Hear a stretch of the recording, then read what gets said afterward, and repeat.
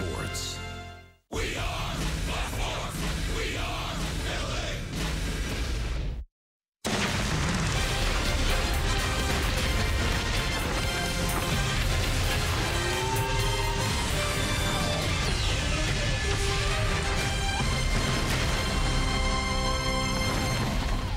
It's time for Angels Spring Training Baseball this afternoon from Tempe Diablo Stadium. It's the Angels and the Texas Rangers. Beautiful day today here in the Valley. Looks like the rain is pushed on through. Bright sunshine as we get ready for action today. Angels taking on the Texas Rangers. Terry Smith along with Jose Mota. Jose, the Angels are undefeated in Cactus League play. In fact, the only undefeated team in exhibition play in the majors right now. A victory yesterday against the Chicago Cubs in Mesa. Today, the Rangers on hand. Jose, one thing we've seen the Angels do a good job of so far this spring is pitch. And we all know you can never have enough depth as far as pitching is concerned, especially starting pitching. And that was part of the plan going into the offseason, considering that the Angels, because of the injuries to the starting staff last year, Terry, used 15 different starters. But think about it. It is a trend around Major League Baseball. The Cubs, world champions, used 11. You talk about the champions of the American League, the Indians, they use 9. But so far, the guys that have gone out there and started for the Angels are giving themselves a chance to be seen when it's going good, when it's not going so well, and see how they're getting out of trouble from Petit, Norris, Ramirez, and Banuelos. So what they're doing is, of course, getting stretched out a little bit earlier and finding their way back into simplifying things, perhaps apply some of those things they've talked about in meetings, using the defense, and certainly giving the Angels, Terry, that thought of, okay, we cannot project for 5. Nobody in baseball can do that. Example, Manny Banuelos, who got the chance to throw yesterday, got himself into some jams, arm action problems with the walks, but found himself back into what he needed, which is go out there, simplify it, throw some strikes. So far, because of course the prolonged spring training, guys are getting an early look and they're taking advantage of it. Well, Jose, today we'll see Jesse Chavez, a newcomer with the Angels. The Angels signed him after last season. SoCal native will get the baseball. He's been a starter or a reliever in the past. He was strictly a reliever last season, now transitioning back into a rotation. Good to see him coming back home. And of course, for Jesse Chavez, is a matter of him saying already in spring training, I want to be a starter. But hey, the ties to Southern California, of course, the local kid from Riverside City College, picked by the Rangers. How about this? 42nd rounder in 2002. Did not sign, though, until 2003. But, Terry, he's been around the big leagues. And certainly his numbers as a starter throughout his career have been better than as a reliever. But he provides the Angels a lot because he pitches with an edge. He is gutsy, and certainly he is flexible to know that if he's not in the rotation, he's a multi-inning guy out of the bullpen.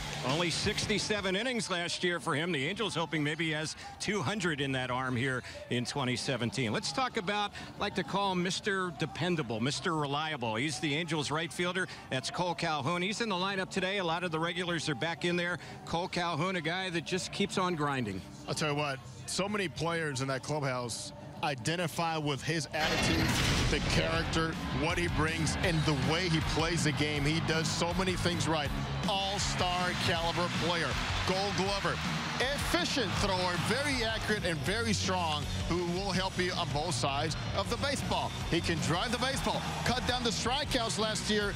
Slugging percentage went up, more doubles, and also what he needed to do in the top of that lineup is to provide opportunities for Mike Trout. And of course, that on-base percentage also went up. And for Cole Calhoun and how big he is to the Angels, who better to say that than his manager, Mike Scioscia? Well, I think when someone plays as hard as Cole, there's no doubt it has an effect on other players. This guy never gives in, never gives up, plays every pitch to the last out. And that kind of influence is important on your team, and that's why he's one of the leaders on our club. We'll see how Jesse Chavez fares as Martin Perez will face him. For Perez, it'll be his second start this spring, one of the pitchers in the rotation for the Rangers again here in 2017. Well, we have great weather. Start of a 3-game homestand for the Angels as they get ready to take on the division rival Texas Rangers, the defending champs in the AL West. We'll have the start of the ball game. The lineups coming up for you next right here on Fox Sports West. Chevy is the most awarded car.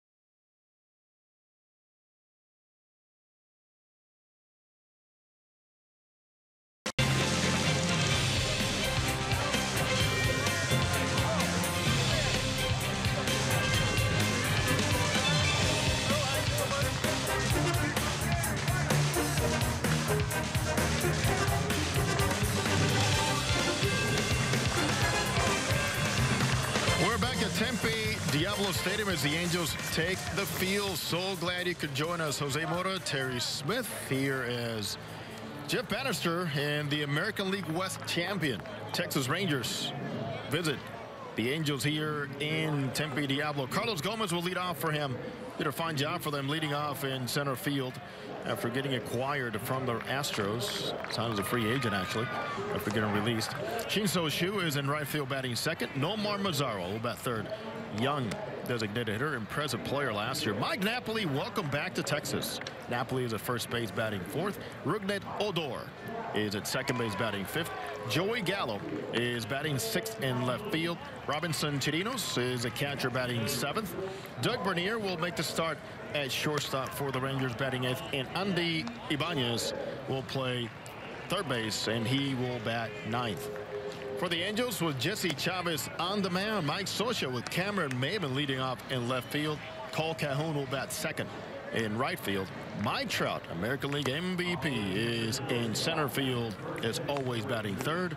Luis Valbuena makes a start batting fourth at first base.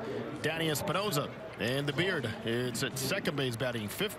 Jeffrey Marte hitting the ball very well here this spring so far is batting sixth. He's playing third base. Martin Maldonado is the Angels designated hitter. Carlos Perez is the catcher batting eighth, and Cliff Pennington makes a start batting ninth for the Angels at shortstop. Martin Perez against Jesse Chavez. Terry, beautiful day. Guys are rolling. It's a little cool here, and certainly the wind could be a factor somehow, but maybe perhaps I'm keeping the ball in the ballpark today. All right, we'll see how it plays out, Jose. Angels had a couple of home runs yesterday against the Cubs in Mesa, their first two this spring. Mentioned the weather's still a little bit cool here, but we're hearing it's going to warm up tomorrow. It should be in the 80s, and if we keep our fingers crossed, it might remain that way through the duration of spring training. We'll find out.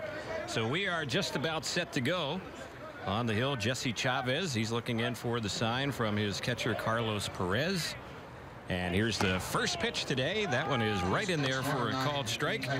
We're underway, and the count 1 ball, no strikes. The excitement at the game and at game time feels as refreshing and delicious as Stella Rosa wines. Time to celebrate. Find Stella Rosa wines at Angel Stadium and your favorite retailer. 73 degrees at game time. First pitch back home today was at 12:09. And on the 2-0 delivery, it's a pitch that misses on Carlos Gomez. The count goes to 3-0. Jesse ready and swinging and chasing that one. Update the count for you. That was a 2-strike delivery, and that one is cut on and missed. Struck him out. Scoreboard a little bit off with the ball and strike count today. It's early spring. It's early spring. He needs his time too, Wow. I guess. But Carlos Gomez was out of there quickly. And Jesse Chavez is always on the attack. So the batter now is Shin-Soo Choo. Choo, a veteran player who's trying to have a healthy season for the Texas Rangers. Boy, his last few years, he's had a lot of injury issues. Only played in 33 games for them a year ago. And here's the next delivery. That one a little bit low. Multi-talented player. It's on a hefty contract, but boy, just last season, calf issues, hamstring, back, and forearm kept him out of the field. Here's a soft bouncer hit right to second. Danny Espinosa will handle that one cleanly. Chew an easy out, and 2 are gone here with little trouble for Jesse Chavez. Nomar Mazara will be the next batter. The Texas Rangers come into this game with a 1-4 Cactus League mark. The Angels are 4-0. And as far as who's in and who's out, that's brought to you by In-N-Out Burgers. That's what a hamburger's all about. In the lineup for the Angels today, some of the regulars who haven't seen a whole lot of action, at least in the first 4 games. Mike Trout is in there. Cole Calhoun's in there. Cam Maben in there for the Angels. Danny Espinosa in the lineup as well. So they are in for the Angels. Some of the reserve players who've been seeing maybe a little bit more time than the regulars not in the starting lineup. We could see some of them as we get deeper into this game. 1-0 pitch on Mazara, missed the count. 2 balls and no strikes. Nomar Mazara, young player, had a very good rookie season last year. Ended up with 20 home runs for Texas and 64 driven in, played in 145 games. Mazara absolutely feasted off of Angels pitching. Out of those 20 home runs, 5 came against the Angels, and against the Halos he hit .397. So the count on him is 3 balls and 1 strike as Chavez delivers, and that's cut on and missed. Jesse Chavez will throw a lot of pitches. Fastball, he'll throw a sinker as well. Slider, good cut fastball, his cutter. Good curveball, he'll throw a changeup as well. And Nick Cutter is his pitch. Telling me early this spring I need to continue to trust it, throw it, and there's one of them. And on a 3-2, he gets Mazara looking, and that will end the inning. So a strong first inning for Jesse Chavez, his first game this spring on the hill for the Angels. 3 up, 3 down, pair of strikeouts. We've completed a half inning here in Tempe. We have no score. You're listening to the Angels Baseball Radio Network and Fox Sports West.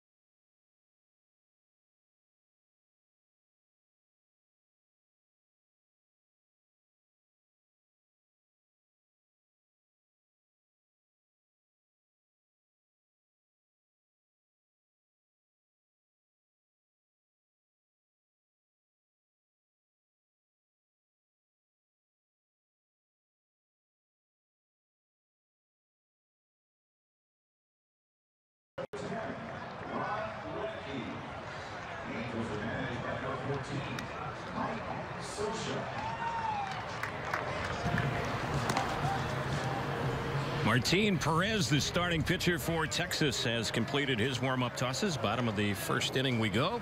And the first inning, it's being brought to you by Rennick Subaru for Subaru and the Subaru A Lot of Love event.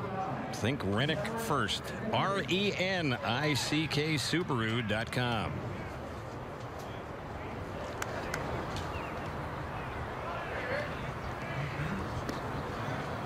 So the batter is Cameron Maben. He's leading off for the Angels today, playing in left field. And here's the first pitch from Perez. That one is taken and it misses for ball one. Infield backed up except for Andy Ibanez, the third baseman. Here's the next pitch. This is chopped out towards short. Diving, stopping it is Bernier. His throw to first. It is in time. That was a nice play by Doug Bernier, who is in camp with the Texas Rangers. He's had some major league experience in the past, some time with the Minnesota Twins. He's a guy who's been around, Jose, 36 years old. He played in AAA last year in the Rangers system. Oh, brilliant play considering that he was respecting also Maben's speed, and he was actually about a step or two in front of the cut of the grass in the back of the infield and still took a very good angle. Get the ball, secure it, get on his feet, and fire away. So here's Cole Calhoun. And they do have a shift on with three infielders on the right side. First pitch, he takes it for a called strike. Martin Perez, fastball, sinker, slider, curve, good changeup. And he was on the comeback trail of sorts a year ago and ended up pitching nearly 200 innings. Here's a little bloop in his shallow left center. That's going to fall in for a base hit. Well, they were playing Calhoun to pull. He went the opposite way. That ball just barely cleared the infield in the air. So a bloop single. Angels have a base runner for Mike Trout. Well, that'll work for Cole Calhoun against the lefties, whom he's always handled so well because he's not afraid of getting jammed. He's able to beat some good pitches, lay off some tough pitches outside the zone, especially those hard sliders away. But certainly for Cole, it's a matter of taking pride away and throwing the ego aside and staying in against the lefties. So here's Trout, and the first pitch out, Mike. He takes that one a little bit low. Yeah. Trout playing in just his second game this spring. First time we saw him a couple days ago. He had a couple of walks. He worked some counts. He was very happy telling me after that game the way he saw the baseball and that he did not feel jumpy at all. Here's the next pitch, and Trout takes that one a little bit low. Just watch Mike Trout, and something he's trying to implement a little bit more of, and he's always been pretty good at this, but the way he tracks the ball all the way into the catcher's glove when he's taken. There's a couple of pitches he took in that first game he played that you're talking about, Terry, so close, but enough for him to know what the ball is going to be doing at the end in running out of the zone. Next delivery on Trout, and he lines one into right field. Cole Calhoun is going to hit on to third base. He'll get there without a throw. Trout with a single. Angels have had back-to-back base hits. Calhoun and Trout, and Valbuena will be the next batter. And when you know what the ball's doing late as it's approaching your hitting zone, you also know how to plan your swing. Stay on it if the ball's cutting, if the ball's going to be tailing away, but for sure that hit is right on that hitting zone. And of course, it's Mike Trout at his best again. So here's Valbuena. He's batting cleanup today. He's playing first base.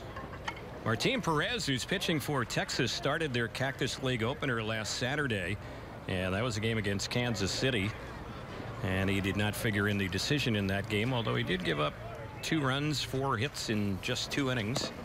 There's a pitch low. 1 ball, no strikes to count.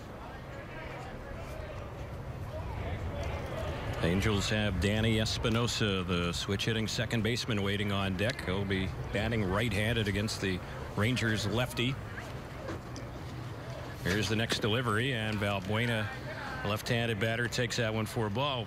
Mentioned We're on the Angels Baseball Radio Network today and also Fox Sports West. And for those of you watching the game on Fox Sports Southwest in North Texas, we want you to know we're the Angels announcers, so we're going to be a little bit partial here, just so everyone's on the same page. It's all fair game. And to our colleagues, Dave Raymond, C.J. Nitkowski, of course, Tom Grieve, Emily Jones, Pudge Rodriguez, all part of our broadcast team. A quick hello and welcome aboard. We'll try to be as neutral as possible, but we can assure you when the Angels score, we'll be a little bit more excited. 2-1 is the count, but we certainly hope you'll enjoy the action on Fox Sports Southwest today. And there's a shot right up the middle. 3 straight hits here off of Perez. That's an RBI single for Valbuena, and the Angels are on top. It's 1-0. One lefty following the other and following the same approach. And for Martin Perez, who does have a walk in his game, when he elevates, you got to take advantage of it because, of course, when he's on his game, he's going to stay in there because of the ground balls that he gets.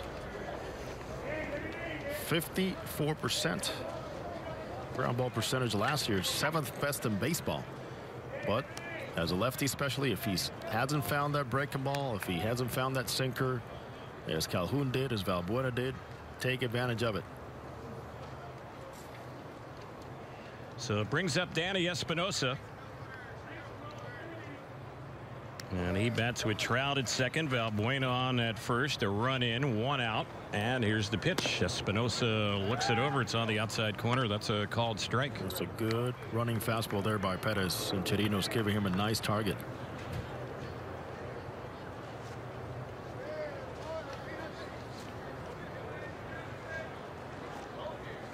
Espinosa with that big thick beard of his digs in, and the pitch, and that is a little bit low and away. 1-1 the count. Impressive exit velocity, Espinosa. When he swings, man, it's a loud sound when he connects. He's not afraid to tell you that the launch angle is very important for him. 24 home runs for him last year with the Washington Nationals. And the next delivery, this is chopped right to short, could be 2, flip to second, relay to first. It is a double play to end the inning. It was hit right at Bernier, and he fielded his position well this inning here for the Rangers. Angels settle for a run, had 3 hits, and end up leaving 1 runner on base after 1-0 Angels on the Angels Baseball Radio Network and Fox Sports West.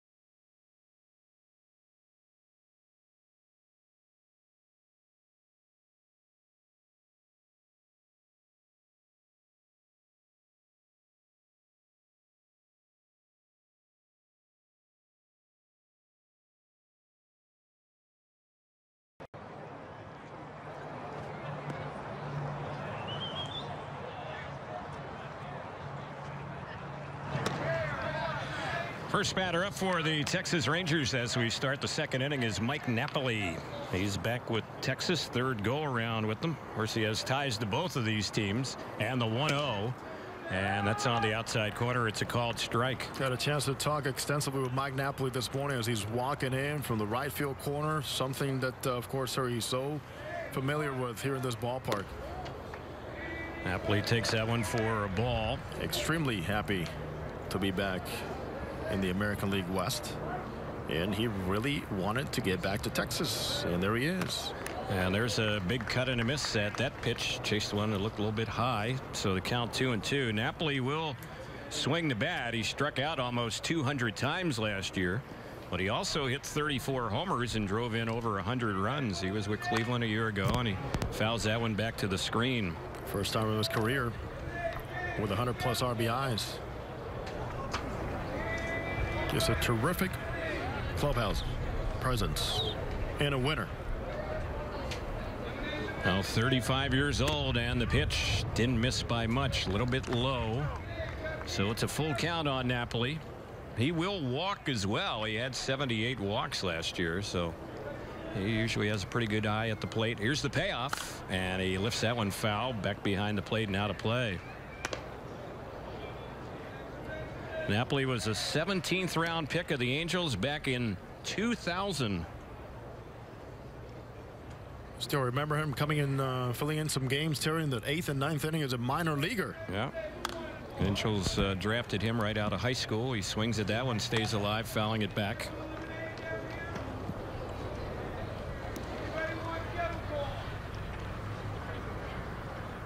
Angels with the red tops, white pants, and the Rangers have the blue tops, gray pants. And the next pitch, this is a pop-up on the right side. Espinosa is a few feet back on the outfield grass. The Angels second baseman retires Napoli. Easy out, one gone. And the batter now will be Rougned Odor, the second baseman for Texas. This copyrighted broadcast presented by authority of Angels baseball may not be reproduced or retransmitted in any form. The accounts and descriptions of this game may not be disseminated without the express written consent of Angels baseball. Odor, the batter. And the next delivery lines one into right field. That's going to drop in for a base hit.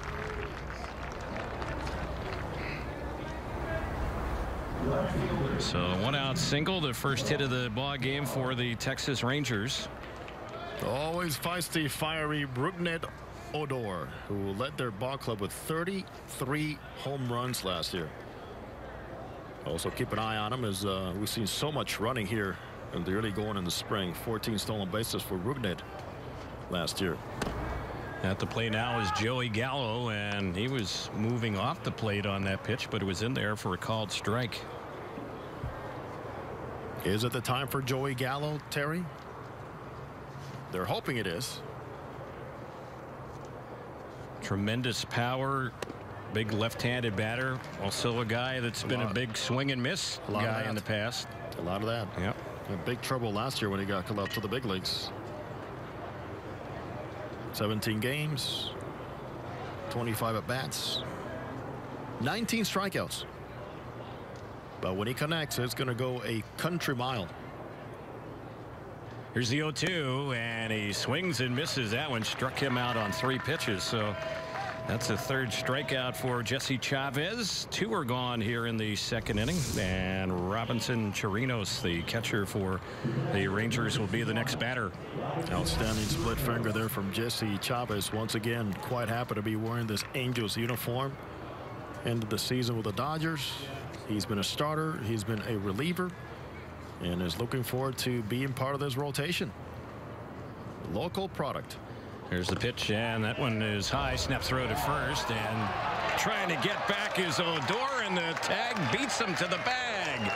So Carlos Perez with the toss up to the first baseman, Luis Balbuena, and late getting back is Odor. The inning is over. It'll go 2-3 to end the inning. Bottom of the second is coming up. 1-0 Angels on the Angels Baseball Radio Network and Fox Sports West.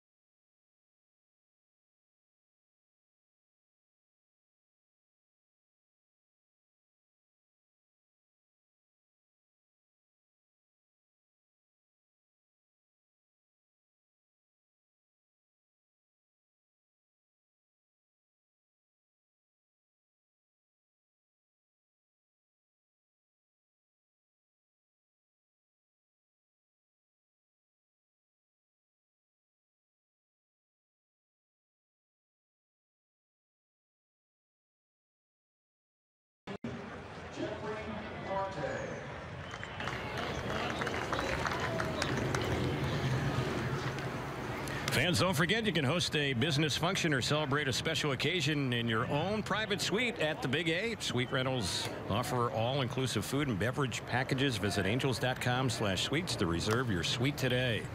And the first batter up for the Angels as we begin the bottom of the second inning is Jeffrey Marte. And he's taking the first pitch. It was low for ball one. Marte, Maldonado, and Perez, the first three up for the Angels in the second. 1-0 Halo lead, and the pitch low. Count even. It's 1 ball, 1 strike.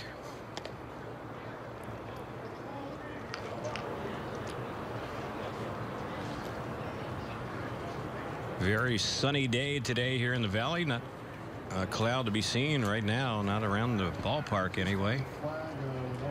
And here comes the next pitch on the 2-0. That's outside, and it's now a 3-0 count.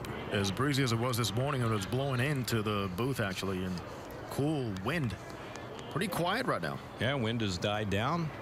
Flag out in center field, barely moving, and the pitch, and that's a called strike on the outside corner. So 3-1.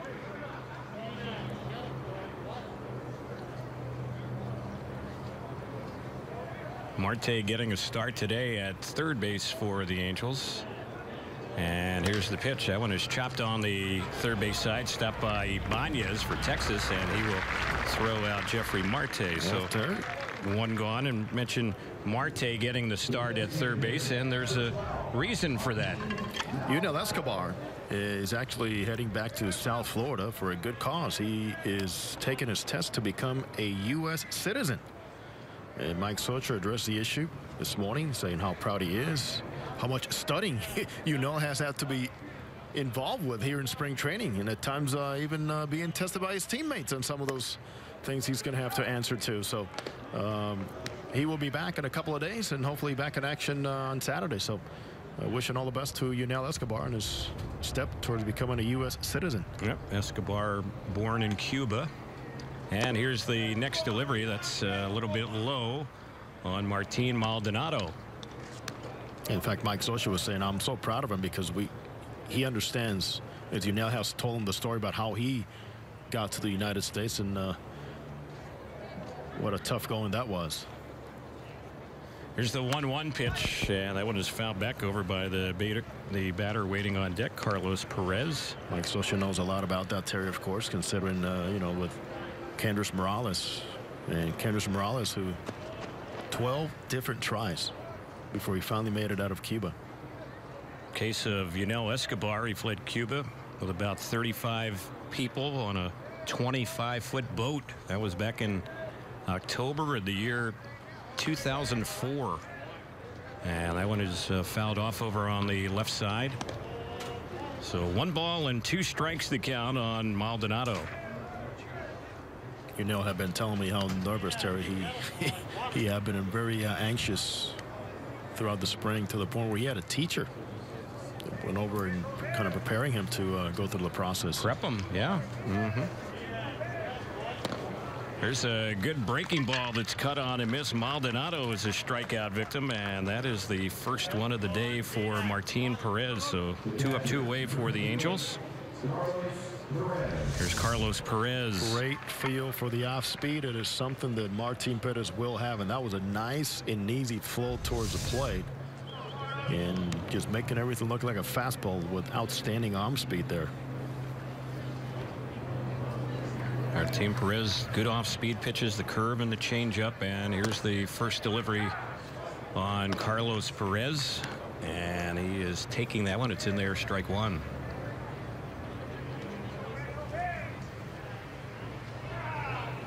Here's the 0-1. Pop-up foul over on the right side. That's going to get back and out of play. Martin Perez had the Tommy John left elbow surgery. That was back around May of 2014. And so he's had to come back from that. Did make 33 starts last year. Seems to be recovered from that injury. Here's the 0-2, and a little poke into shallow right center. That's going to fall in for a base hit. 2-out hit. That's one thing we've seen a lot from the Angels here in the first week of games in the Cactus League, the Angels have been getting a lot of two-out hits. Hardest hit ball so far, and the ones that Paris has allowed is Mike Trout's laser to right field. But beyond that, Calhoun's not hard hit.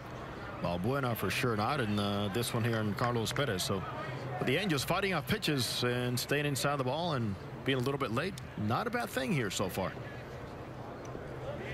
So the batter now is Cliff Pennington. He is the 9-hole hitter, the Angels shortstop this afternoon. Andrelton Simmons getting a day off, and the delivery, that's a breaking pitch low. Andrelton Simmons on his way to Korea. Joined team from the Netherlands.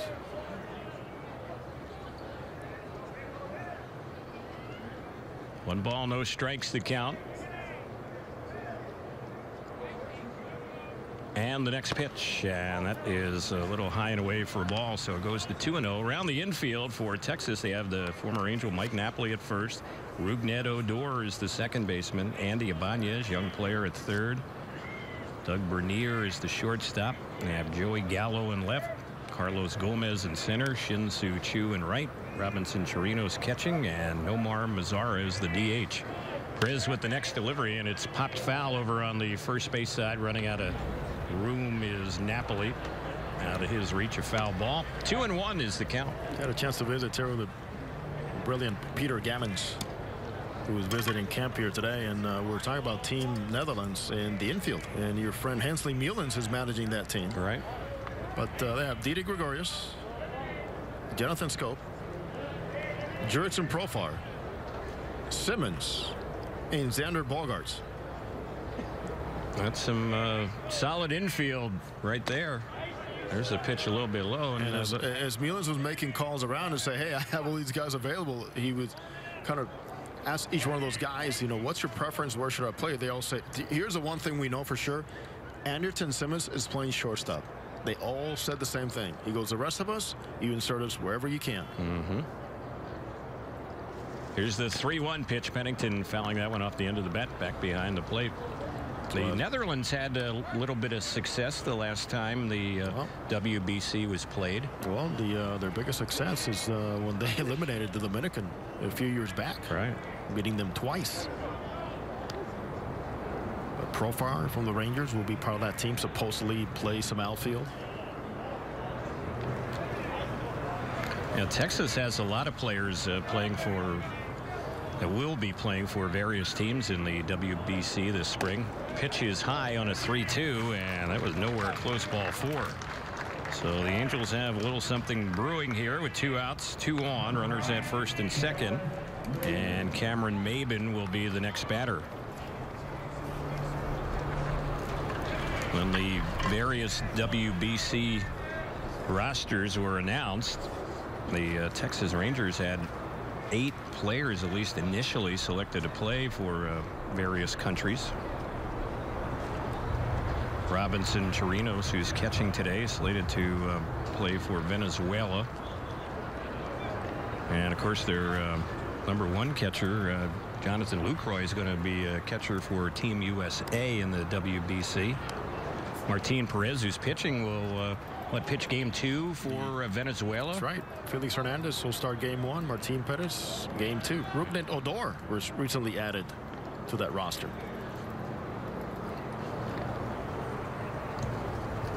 So they had a little meeting at the mound. That's wrapped up.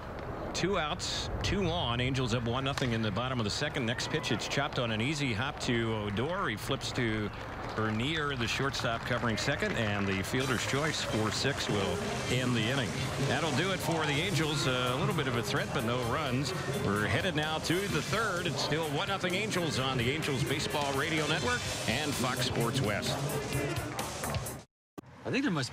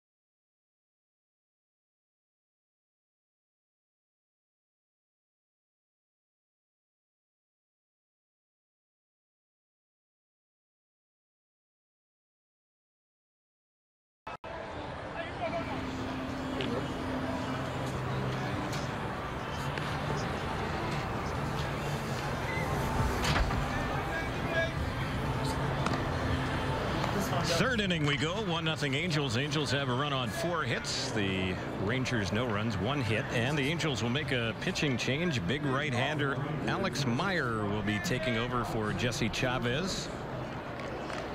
And this will be the first time we've seen Meyer this spring. Chavez went 2 scoreless innings, allowing 1 hit. Didn't walk any and had 3 strikeouts. Good job by Jesse. He retired 5 of the 6 that he faced. And at the plate is Chirinos. He was batting when Odor ended up getting picked off first base on that snap throw from Carlos Perez that ended last inning for Texas. First pitch in there from Meyer.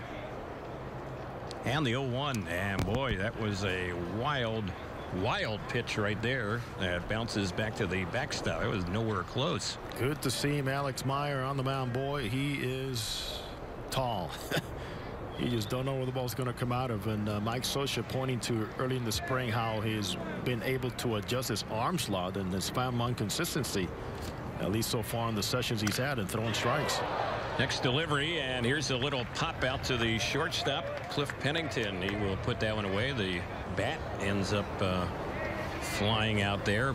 Most of it, little portion of it, ended up at home plate. Cracked bat off the bat of Chirinos for the soft line out number 1. Fans, don't forget to join the Angels for spring training at Tempe Diablo Stadium on March the 24th. The Angels will host the Seattle Mariners that day here in Arizona. Fans will have a chance to enjoy a post-game concert by Gavin DeGraw. Visit angels.com/promotions to purchase your tickets today. First one here on Bernier, missed. Wind picking up a little bit. And the next delivery, that one is ball 2. 2 balls and no strikes.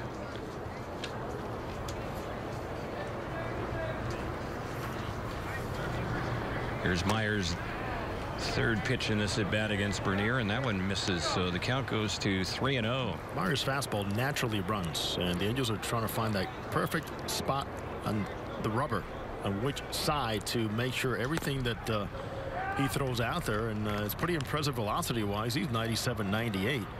He'll live at 95-96, but there's consistency in the command. Terry, at least the health issues are behind him. Any of them affected him early in his career with the Twins? And boy, he's got a good arm. That pitch is inside on the 3-1. It's ball 4. Those two that just matched up, Meyer and Bernier, with the tie-in, former Minnesota Twins players. So a 1-out walk. Here's Andy Ibanez. Young player, 23 years old, Double-A last year, hit .285, 13 homers, drove in 66 runs.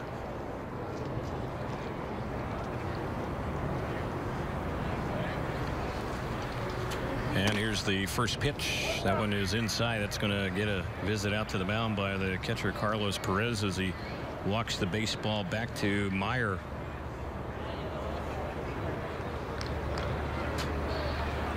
Meyer, of course, part of that trade that sent Hector Santiago to the Twins and brought Meyer and Ricky Nolasco. So that meeting wraps up. Andy Ibanez, who's batting, mentioned young player. He came from Cuba. He was a very successful player in Cuba. And boy, he took such a big swing right there. He fell down on that one. Landed on his backside. He swung so hard, missed that pitch. One thing I've noticed here with Ibanez up, with all the moving parts going towards you at 6'9", stature and mid to upper 90s fastball. Watch his front foot, Terry, and it's one where does not want to stay in that area for too long. He's been bailing out. Yeah, not a real comfortable at bat. There's a pickoff toss over to first, and hustling back goes Bernier. Can't blame him. Texas Rangers signed this batter, Andy Ibanez, back in 2015.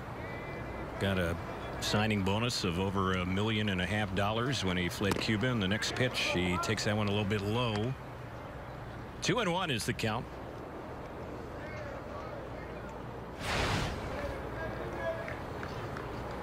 They have Ibanez playing third base today. He's played some second base in the past as well. Here's the next pitch, and that one is low and outside. So Meyer, who really throughout his career has had some command issues, walked the last batter, and now he's fallen behind 3-1 here on Ibanez.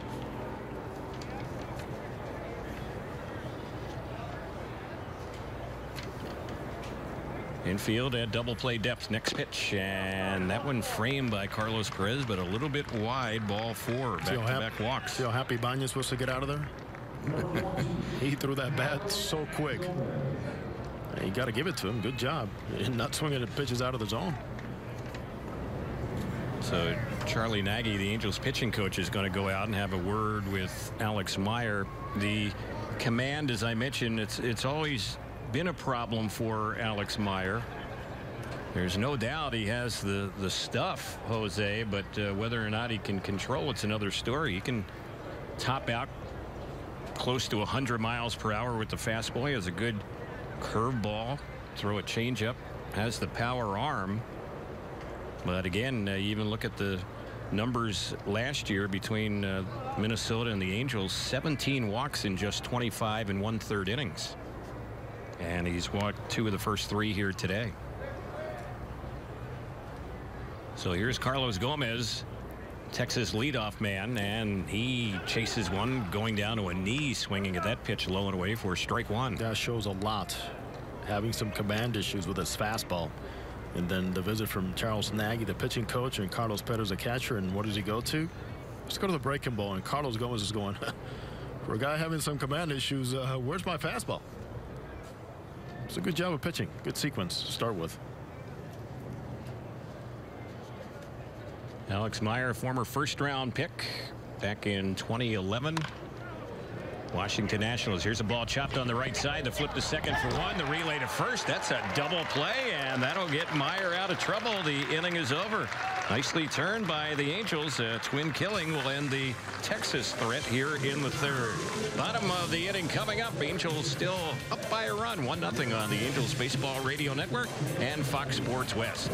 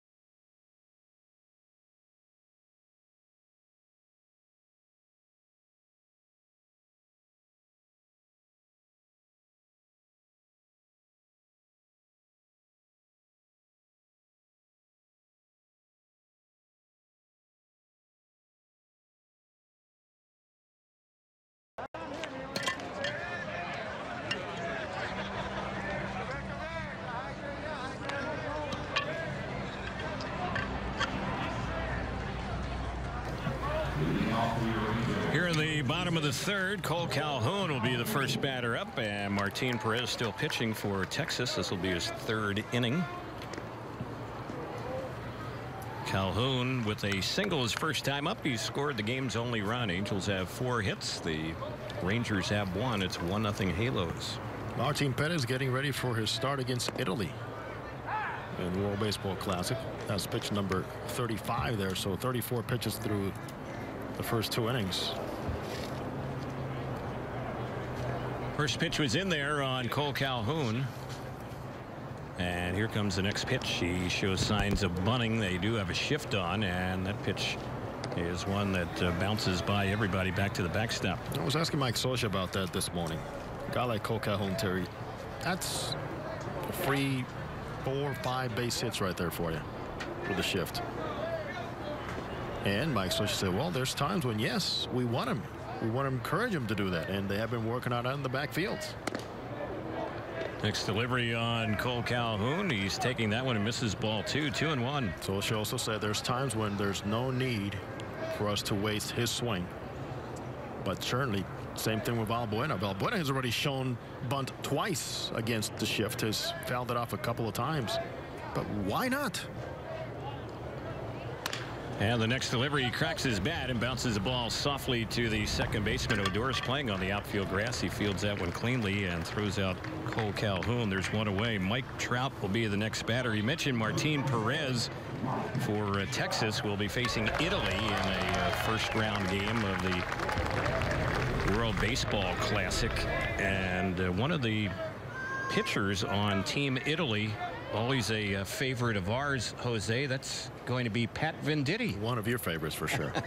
The switch pitcher. One glove. Unbelievable. He's with Seattle, and Venditti, Italian heritage, so he will be representing that country in the World Baseball Classic. Francisco Cervelli on that team. Yeah, a guy we saw yesterday for the Cubs, John Andrioli, an outfielder, will be on that club as well. And here's one that's lifted down the right side and tight to the line. That is a foul ball. Not by much. So Trout bidding for his second hit of the day. Fouls it off the opposite way, and the count on Mike 0-2.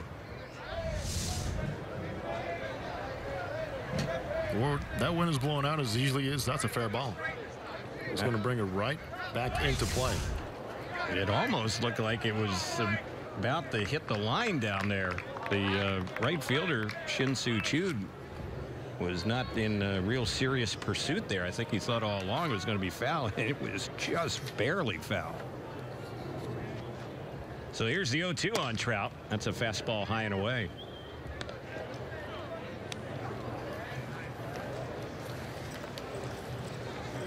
Well, Bueno waiting on deck. He's driven in the game's only run. It's 1-0 Angels, bottom of the third. And the next pitch, that's drilled into center field.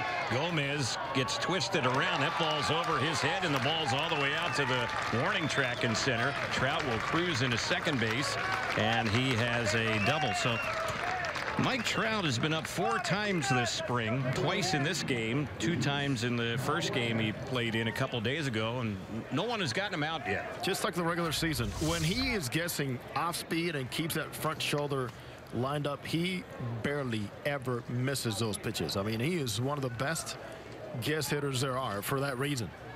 I mean, and the difference is he's Mike Trout. He's so gifted, but Terry, when he guesses and gets those breaking balls, he dips down that front shoulder, and let me tell you, he lets it fly.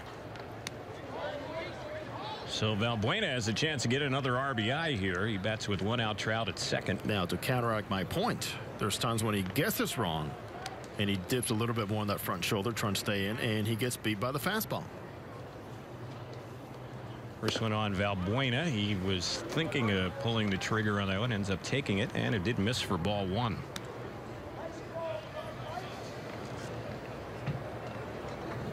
We saw Mike Trout much more aggressive on the base paths last year.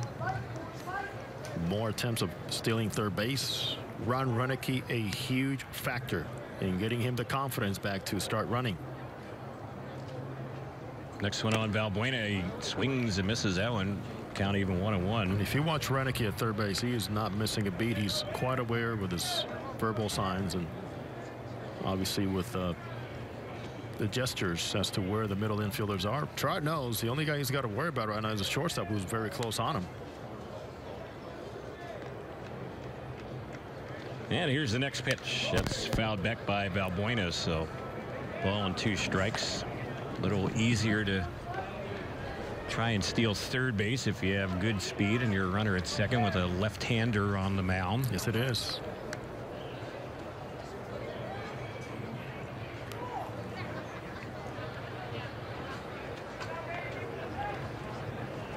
They're a little more deliberate when it comes down to the view they have off of you at second base than right-handers are.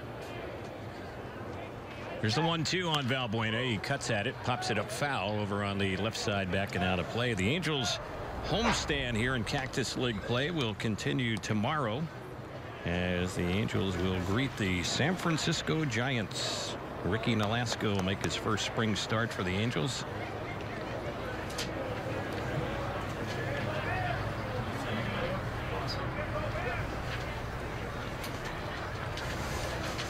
The Angels start a stretch here today where 5 of the next 6 games will be here at Tempe Diablo.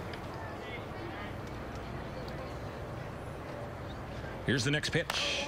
It's bounced back to the mound. Perez thought about going to third, now turns around and fires to first base. Gets the out on Valbuena. Trout moves up a base. He's at third with 2 outs, and Espinosa will be the next hitter.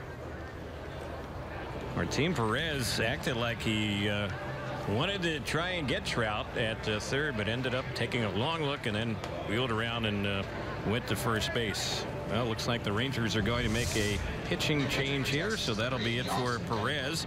They will go to the bullpen. We have a break in the action. We'll be back with more Angels baseball here in the bottom of the third in just a moment. Halos have a 1-0 lead on the Angels Baseball Radio Network and Fox Sports West.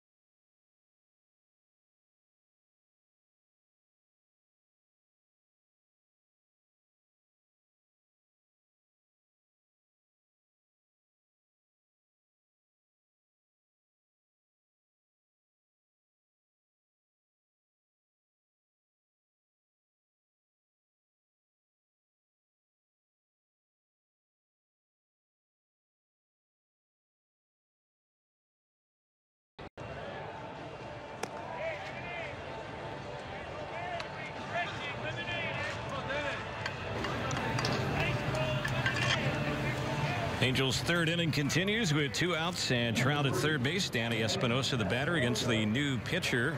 And up from their minor league camp, Austin Pettibone, a right-hander. A-ball a year ago, 1-2 record. Appeared in 40 games. Averaged better than a strikeout an inning. ERA was high, however, over 5. And he gets ready to face Espinosa, who's trying to drive in a 2-out run, and the first pitch, that one is outside for a ball. So Terry, 2 Orange County kids, because Pettibone is from Placentia, went to Esperanza High, and he's also a gaucho from UC Santa Barbara. There you go. He is a sidewinder at his best, man. He's coming from the third baseline at you. And the next pitch, that's fouled back. Let's pause for stations to identify themselves on the Angels Baseball Radio Network.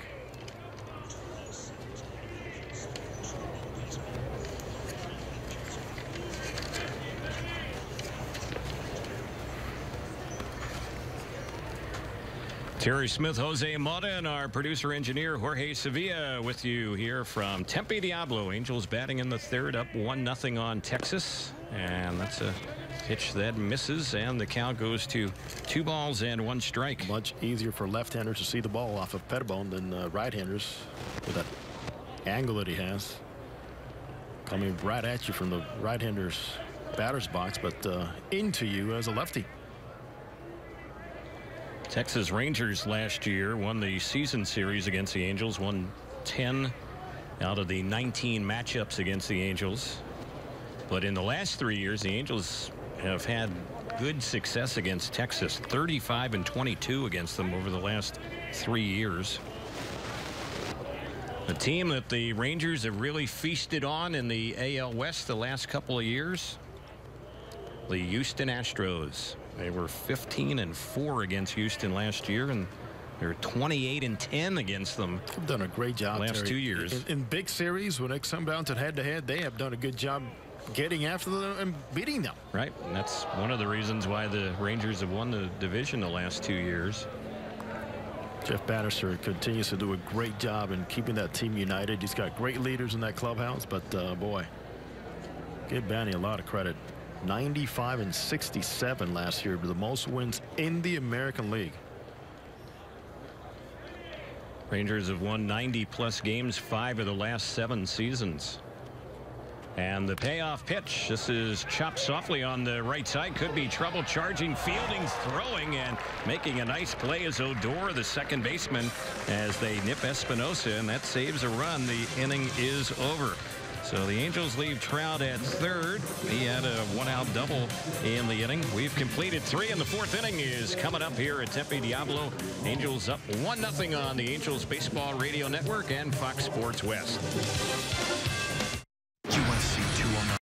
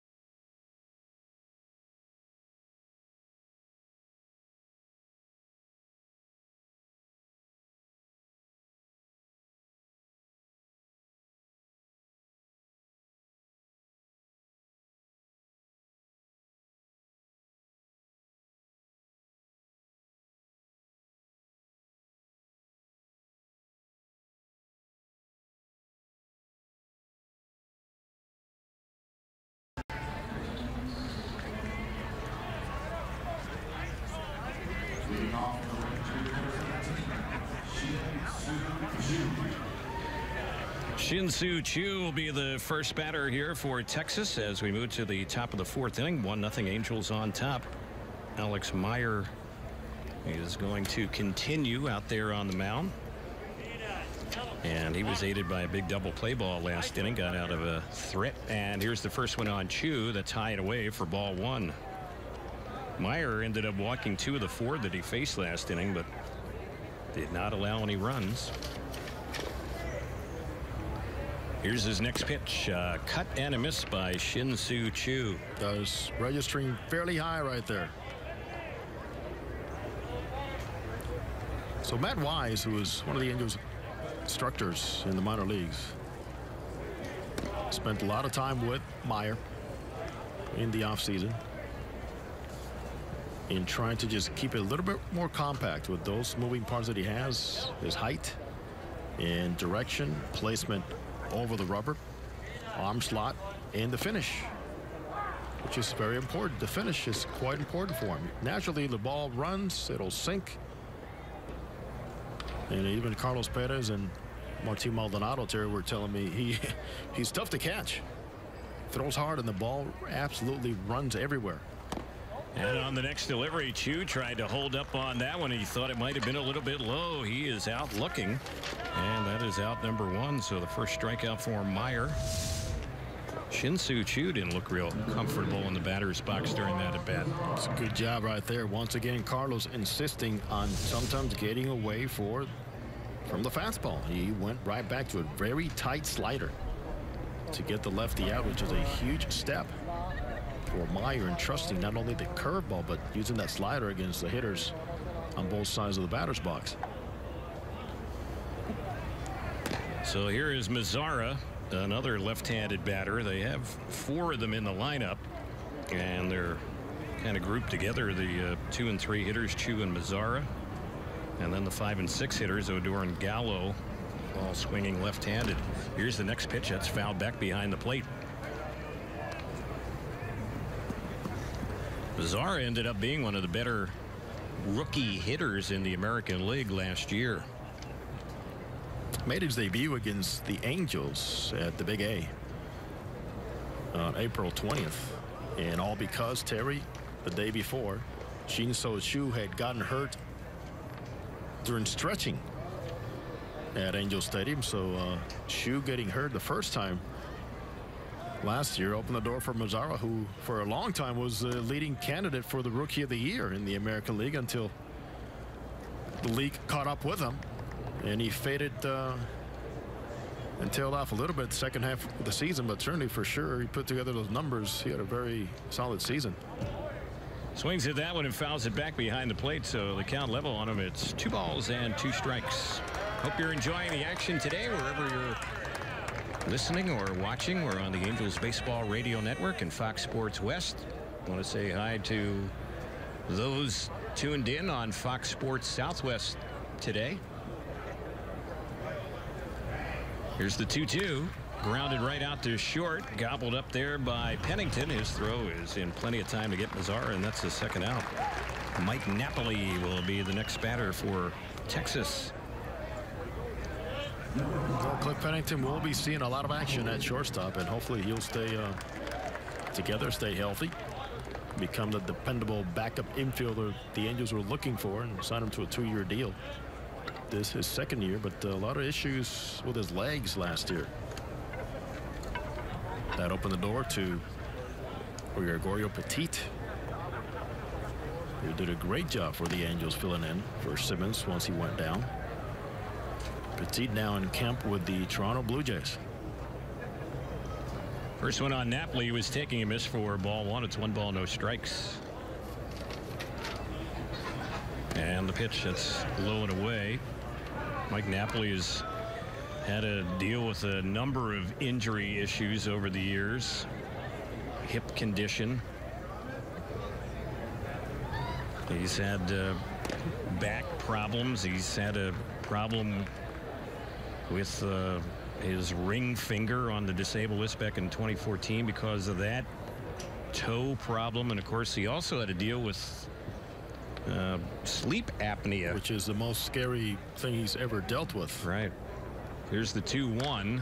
Popped in the air on the right side. The second baseman Espinosa on the outfield grass circles under and makes the grab on that one, and that's a clean inning right there for Alex Meyer. So he's probably done for the day. His first spring training outing, pretty good, as he ends up retiring the final 4 batters in a row.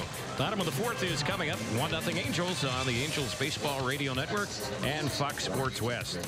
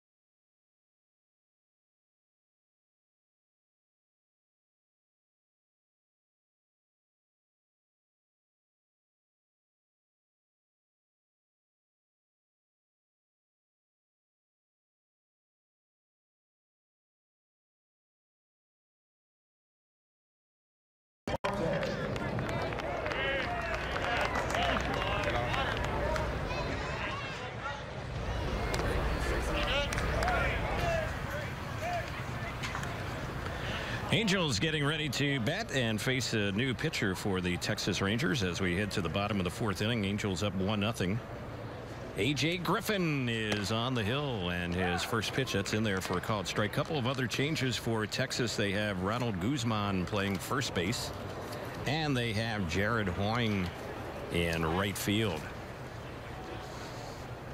Here's the next pitch. That one is low and inside. Want to remind you the bottom of the 4th inning. It's being brought to you today by our friends at Rotolo Chevrolet in Fontana. Rotolo Chevrolet is pursuing excellence every day. Visit them at rotolo.com. That's rotolo.com. Here's a check swing by Marte on that one, and the count on Jeffrey. 2 balls, 1 strike, I believe.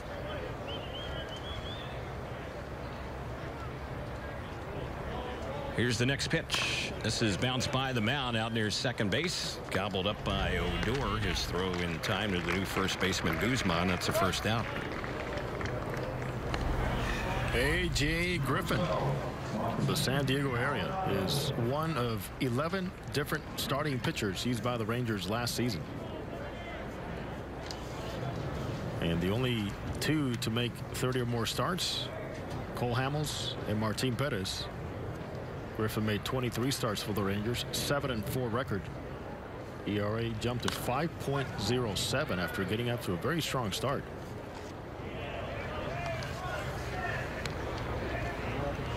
A.J. Griffin was a closer in college at the University of San Diego.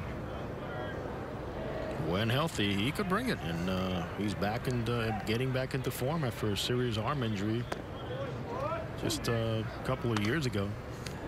To sideline him. He had to fight and make the team here last year. It's a guy who has had some issues with the home run ball in the past. And last year he gave up 28 in just 119 innings. He gave up 36 home runs a few seasons back when he was with Oakland. And that's pitching half of the games in Oakland. Just imagine. Here's the next delivery, and this is a lazy fly ball lifted into right center. Battling the sun out there. Under and making the grab is Carlos Gomez. So Maldonado is set down. 2 are gone. Carlos Perez will be the next batter. Griffin replacing Austin Pettibone, who got the final out against the Angels last inning. The starter, Martin Perez, went 2 2/3 for Texas today. Gave up 5 hits, a run earned. He issued a walk, struck out 1.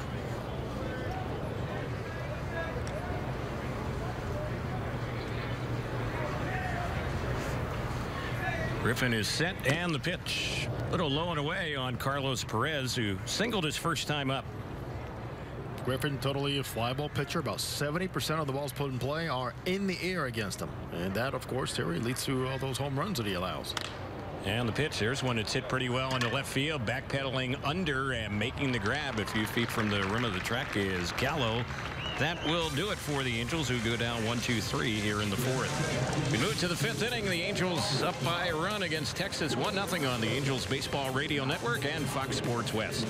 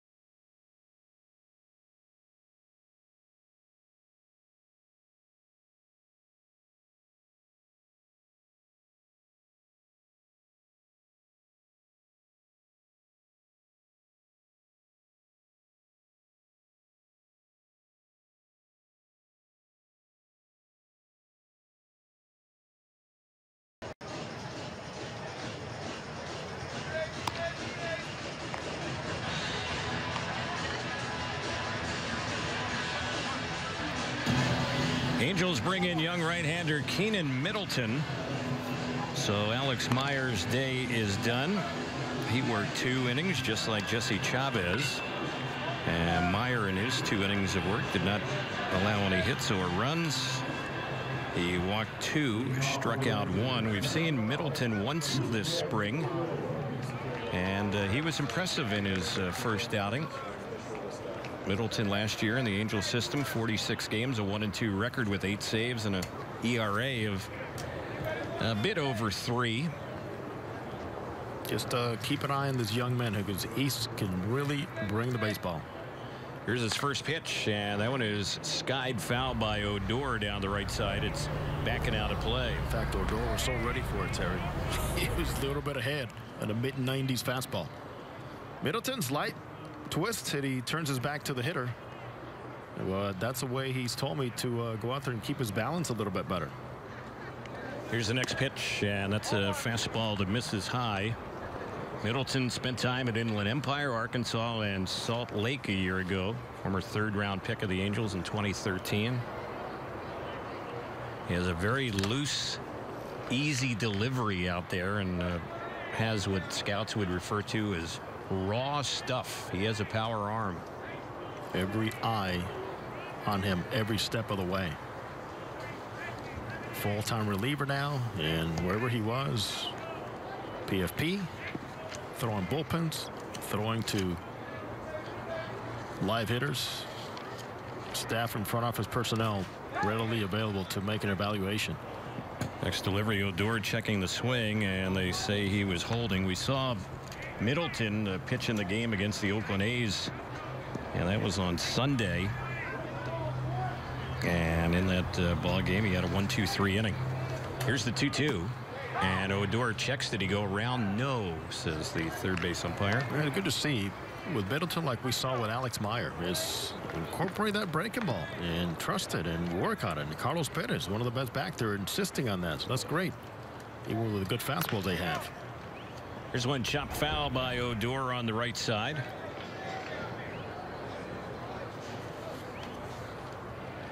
So the count, 3 balls, 2 strikes.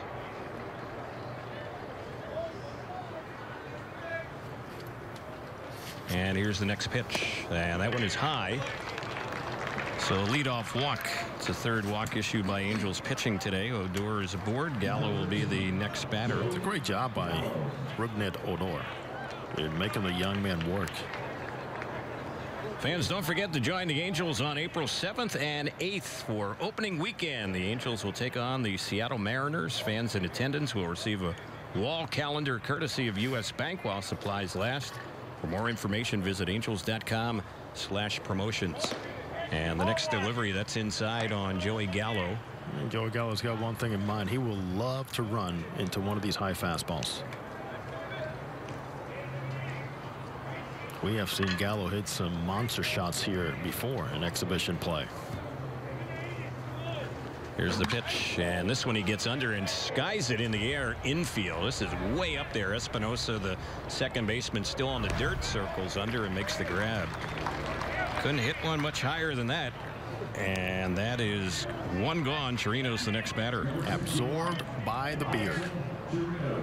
That ball got lost in that beard from Danny Espinosa. Man, that's a thick one. And Napoli's got a pretty good beard. So does Matt Shoemaker. But that beard on Danny Espinosa, it is a sight to be seen. He thought Shoemaker had a thick one. Yeah. Here's the pitch. That's a high fastball, real high fastball, and it had a little extra on it. Talking about Middleton, he can top out around 102 as far as that fastball is concerned. We don't have a radar gun to monitor his speed here today. And he's been trying to, they're trying to convince him 102 is not where you need to live, or 98. You can live at 96, 97 easily. Runner goes, pitches a ball. The throw bounces in. The tag is a little bit late by Espinosa. That's going to be a stolen base for Odor. So Odor was picked off first base on a snap throw by Carlos Perez back in the second inning, steals second this time. Pesky Rougned Odor starts with a walk after a long fly ball, settles down, has a great at bat leading off the inning. Now serving as a good distraction for the young pitcher on the mound. He really is one of my favorites to watch on that field. Rugnett. How many Rugnates are there? Like 7? It's his brother's name, isn't it? There's a pitch that comes in and gets a piece of Chirinos hit by the pitch.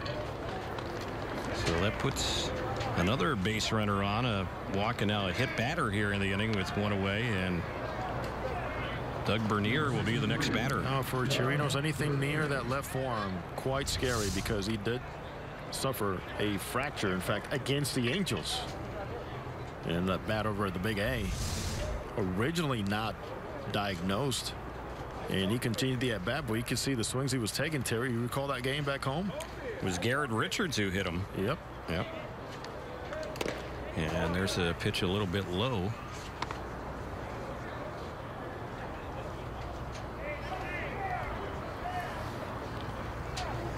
So it's 1 ball, no strikes. Bernier walked his first time up, cuts and misses that pitch, and it's a 1-1 count. Once again, good pattern being followed here by Angels young pitchers, getting back into counts with something secondary.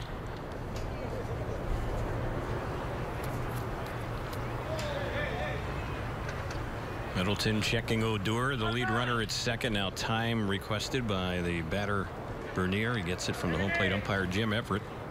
Yeah, something for pitchers to remember and to keep the formula alive. Pitch to get ahead in the count, pitch to get back into counts, and pitch to finish somebody off. At some point, you're going to need to get all those 3 steps. Here's one that's hit and lined down the left field side. It's going to roll all the way down into the corner. 1 run will score. They're going to wave another runner home, and the relay to the plate's going to be late. 2 are in for Texas, and hustling over to third base, the batter Bernier, and the Rangers have taken a 2-1 lead. It seemed like Cliff Pennington, the cutoff man, kind of double clutched once he got the throw in from Maben, and that cost him a shot to get the go-ahead runner as Chirinos, the catcher, scores all the way from first base. Yeah, Pennington had trouble gripping the baseball once he got it out of his glove. The double clutch was good enough for third base coach Tony Beasley to say, keep going. There's no way he's going to throw you out. Nice piece of hitting there by Bernier. And at the plate now is Andy Ibanez, young player who takes the first pitch, and a miss for ball 1. And the pesky Rangers are putting it together here and letting the young pitcher know it doesn't matter how hard you throw. There's a pitch low and outside. Bernier went down and got a breaking ball. It was breaking right over the plate. Nice pass right through the zone. Good base running as he followed that throw home and made it to third base.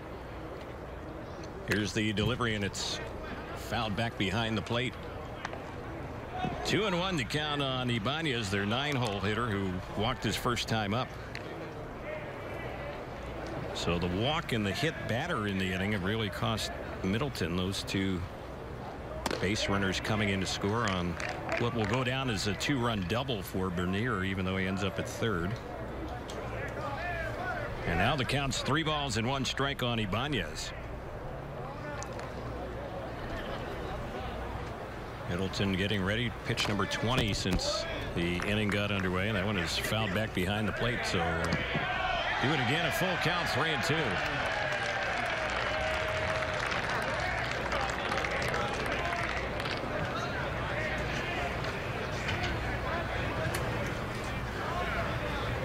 Angels infield is in, trying to cut down that runner at the plate. Here's a swing and a fly ball that's lifted into left field. Maben is circling under. He will make the grab. The runner bluffs a tag at third base, Bernier, and then goes back to the bag. So not deep enough for Texas to get in that base runner. That'll be the second out. And Carlos Gomez slated to be the next hitter. As a natural center fielder, Cameron Maben made it look easy, and of course he gets behind the baseball. He knows he's going to have some momentum coming forward. Maybe with another base runner you try, depending on the situation of the game, but for sure Maben did a great job getting behind the baseball and carrying on and hitting the cutoff man. Gomez, the leadoff man for Texas, 0 for 2 day. And the first pitch, he chops that one foul right into his dugout on the third base side. It's quite a turnaround for Carlos Gomez with Houston. 210 average, 5 home runs, 29 RBIs. With the Rangers, he ended up hitting .284 with 8 home runs and 24 RBI. And the next pitch, he swings at that one, fouls it off on the right side. Very happy to be back with a 1-year deal as a free agent. But the most impressive jump for Carlos was the revamping of that swing. How comfortable he felt with what the Rangers were doing with him. And it showed also not just in those numbers that I mentioned, but also the on-base percentage. 362 on base with Texas, 272 with Houston. Here he pops one in the air into shallow right center. Espinosa, the second baseman, is going to call everyone off, make the grab, and that'll end the inning. So they don't get that runner in from third, but they got 2 runs earlier in the inning, and they did it with only 1 hit in the inning. Bottom of the 5th is next, and right now 2-1 Texas on the Angels Baseball Radio Network and Fox Sports West.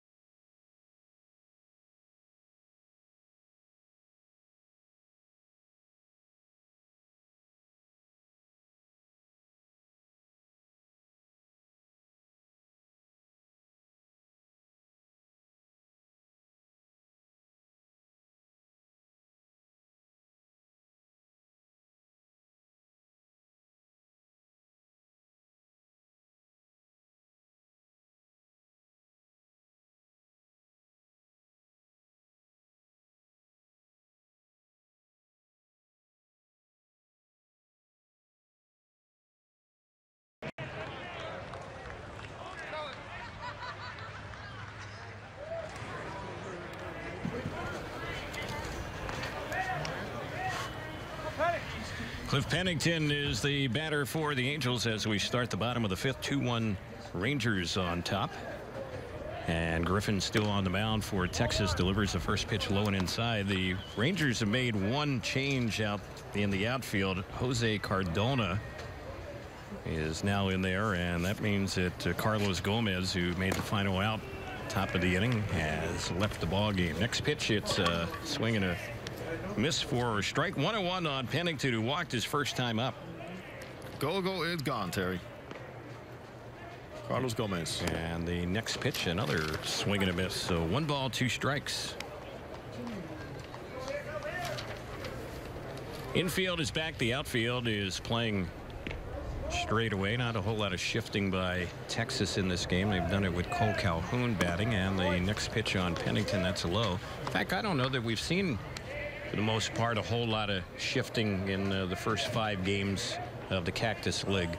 We've seen very little, occasionally, from what we're going to see in the regular season. Honestly. Right. Here's one lined into right. That's going to fall in front of the right fielder Hoying for a base hit. So a 2-strike single for Pennington. He's on for the 2nd time today.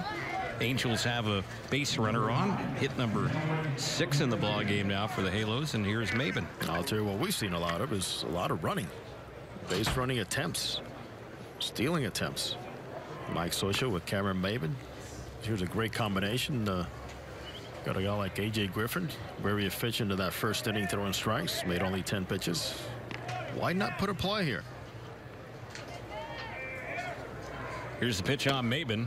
And that's taken, and it's in there for a strike.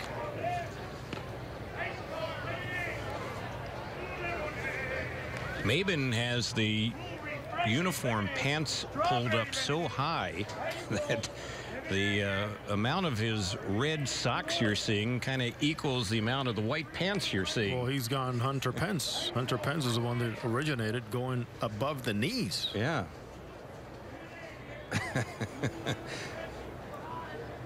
Those pants look like they're tailor-made for him, that look. And here's the pitch. He chops that one foul over on the left side.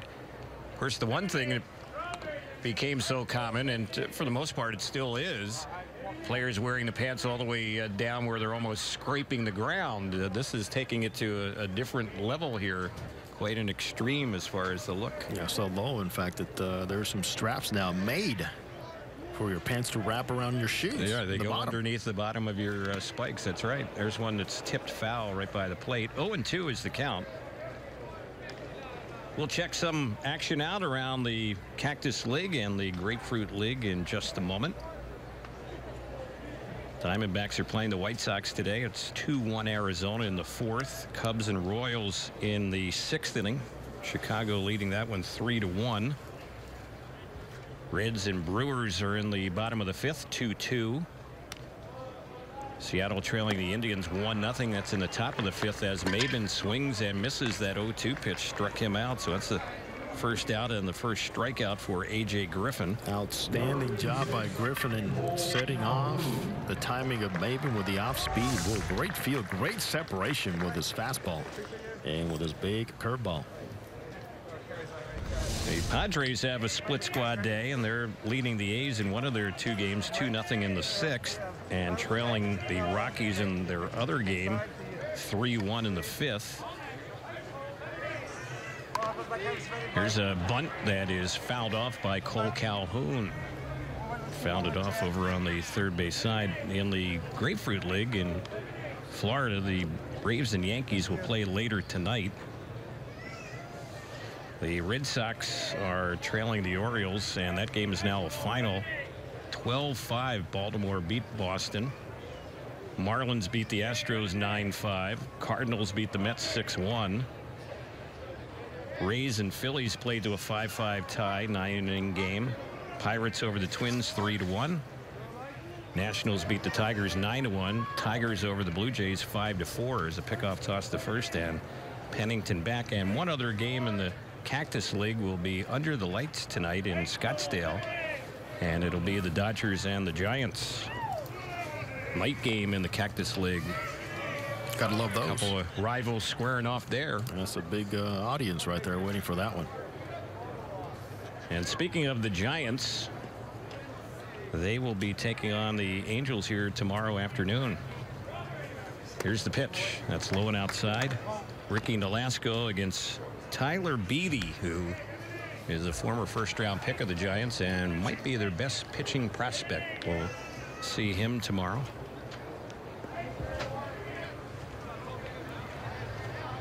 Cole Calhoun has had one of the 6 Angel hits, would like another one here. The count's 1-1, and the next pitch, that's high and outside. 2 balls, 1 strike.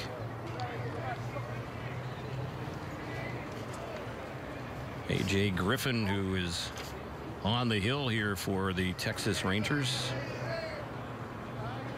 working in his 2nd inning. And the next pitch, there is a bunt. It's pushed out in front of the plate. It's fielded by Griffin, and his throw will easily get Cole Calhoun. So Calhoun was bunting with 1 out. He's retired for out number 2. Pennington moves up to 2nd. Great idea, bad angle. That's it. You're going to get it past the pitcher, more toward his third base side, and you're going to get yourself a lot of hits and increase that batting average, and thus your on-base percentage. So here's Mike Trout. Trout has had a single and a double. Griffin ready on the pitch on Mike, and that one a little bit low. We were talking earlier about the World Baseball Classic and how some players are starting to leave their major league clubs to join the teams that will represent the various countries. Trout fooled on that off-speed. And he could only smile. That Yeah. was a serious twister on that one. It's like, okay, let's do it again. Yep. Well, Mike Trout's thinking, hey, I get 3 strikes here. That's just 1. He would love to see it again. And the 1-1 delivery, he fouls that one off on the right side. So much so that he prepared that swing, as I was talking about earlier, on dipping down with that front shoulder. It was late on that fastball. Team USA was certainly hoping that Mike Trout would be a part of their roster, but he has declined, as he did in the past. And the second question he answered here when he got to camp, and he just said personal reasons. And there's a pitch that comes in and hits him. It got him like the side of the arm, left arm. Right where he has protection. Yep. Right by the elbow. That was a slow pitch right there, and Trout just shakes it off. So 2 are on. And we'll see what Valbuena can do here. The Angels are trailing 2-1. Trout's going to be taken out, not because the Angels fear he's injured himself, just because he was only going to get 3 at-bats today, and pinch runner for him. So watch that replay in the regular season. You don't think that play is going to be contested by manager Jeff Bannister, Terry? To see if he threw the elbow in there? Yep. For sure. And the pitch on its way. That one to Valbuena. He takes ball 1. Sherman Johnson is the pinch runner for Trout. And we'll see who comes into the game to play center field for Mike Trout. It will not be Johnson. And here's the pitch. And that one is a foul tip right by the plate.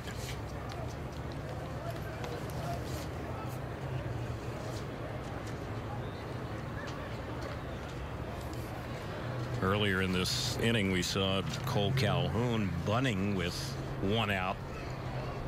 And that advanced Pennington up to second, where he is right now. The pitch, this is a pop-up, and it's into shallow right center. A lot of people converging. It's certainly playable. Taking charge out there is Odor. He'll signal he wants it, and he puts it away. The inning is over. So the Angels had a couple of base runners left on here and have stranded 6 so far in the ball game. 5 have been completed today in Tempe, and right now 2-1 Texas on the Angels Baseball Radio Network and Fox Sports West.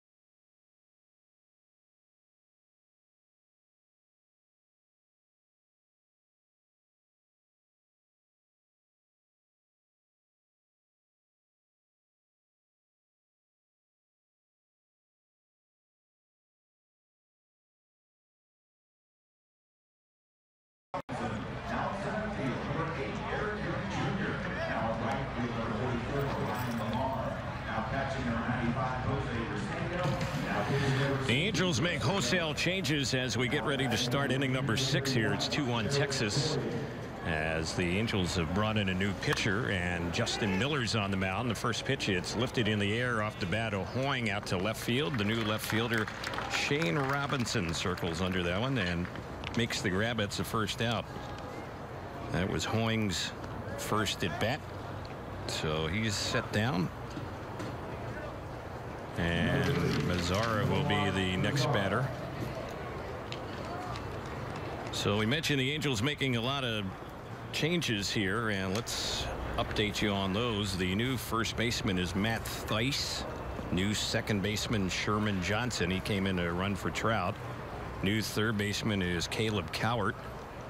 At shortstop is Nolan Fontana. Shane Robinson, who made the catch in left field off the bat of Hoying, is the new left fielder. Eric Young Jr. is now in center.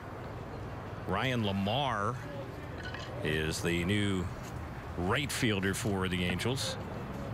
And the Angels also have a new catcher in the ball game, and taking over behind the plate for the Angels, working with Miller, is Jose Urseño, who's been quite impressive himself, along with Maldonado and Perez, and throwing guys out. So a lot of movement as far as that defensive scheme for the Halos. Here's the 0-2 pitch, and Miller's delivery is outside. This is the second time we've seen Justin Miller this spring, and he spent time last year, 40 appearances with the Colorado Rockies. Good arm, good fastball. He also has a very good slider, non-roster invitee in camp. And the next delivery, that one's a little bit low. He also, like a number of the players we've mentioned, has a pretty good beard going on out there on the mound. That's seems to be a small trend in the corner of the clubhouse, I guess.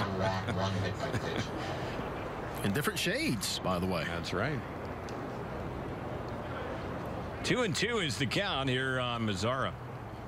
Miller's next delivery, and he tries to pick away on the outside part of the plate. That one is low.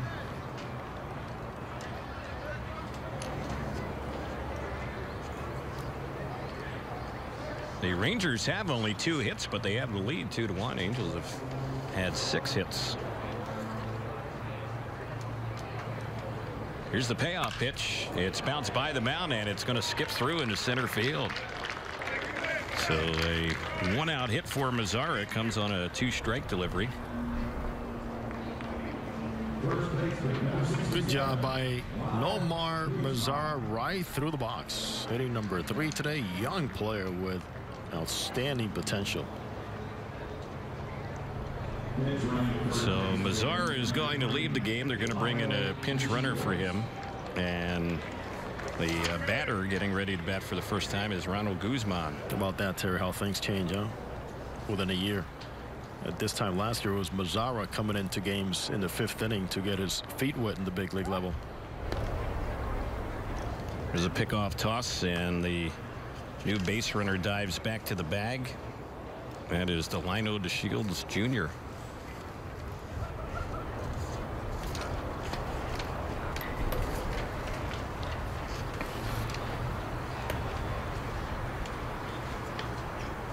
Justin Miller is ready. Speedy runner on at first base, and the pitch lined into center field. New center fielder is there waiting. It's Eric Young Jr., and he puts that one away for the second out. Hit right at him. Rougned Odor will be the next batter. As Justin Miller works for the Angels, he's replacing Keenan Middleton, who was touched for only 1 hit, but a pair of runs in his 1 inning of work. He ended up walking a batter and hitting a batter. Did not strike out anyone. And Middleton right now the pitcher of record for the Angels. Yeah, Rangers doing a great job in taking advantage of the walk to hit batsmen. Good base running, and 1 hit, 1 pitch, and they're up 2-1 thanks to Bernier's double down the line. And of course, Terry, for a guy like Middleton, it's lesson learned right away. At this level, things happen very quickly. Things can happen quickly in our booth as well. What was that? That was I don't really want to. It was a wind. I get, yeah, let's it was leave caused it at by that. the wind. Here's a ball lined into right field, coming in hard, sliding, and making a nice play on that one is Ryan Lamar, the new right fielder for the Angels. He puts that sinking liner away off the bat of Odor, and that'll end the inning. No runs hit in the inning, no errors, and a runner left on. We're headed now to the bottom of the 6th. It's a 2-1 Texas lead on the Angels Baseball Radio Network and Fox Sports West.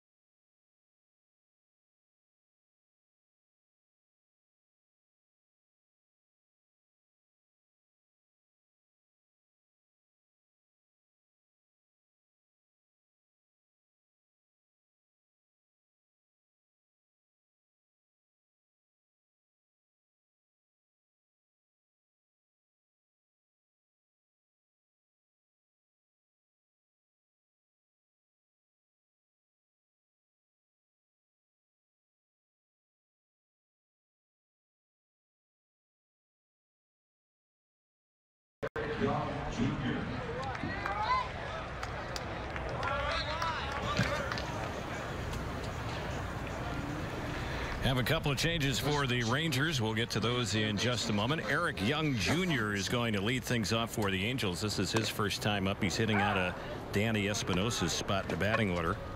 And Espinosa today went 0 for 2. First pitch on Young. That one is a ball, and the count is no balls, 1 strike. Next pitch taken. It's a ball, 1 strike.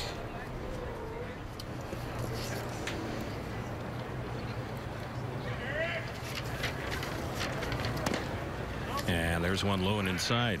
The new second baseman replacing Rougned Odor, and we're going to try our best with this one, is Isaiah Kiner Falefa.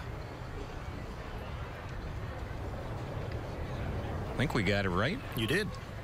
And well the done. pitch. Here's one that's chopped back to the mound. It's fielded there by Griffin, and his throw is in time to get Young. 1 away. And they also have a new catcher in the game. And taking over behind the plate is A.J. Jimenez.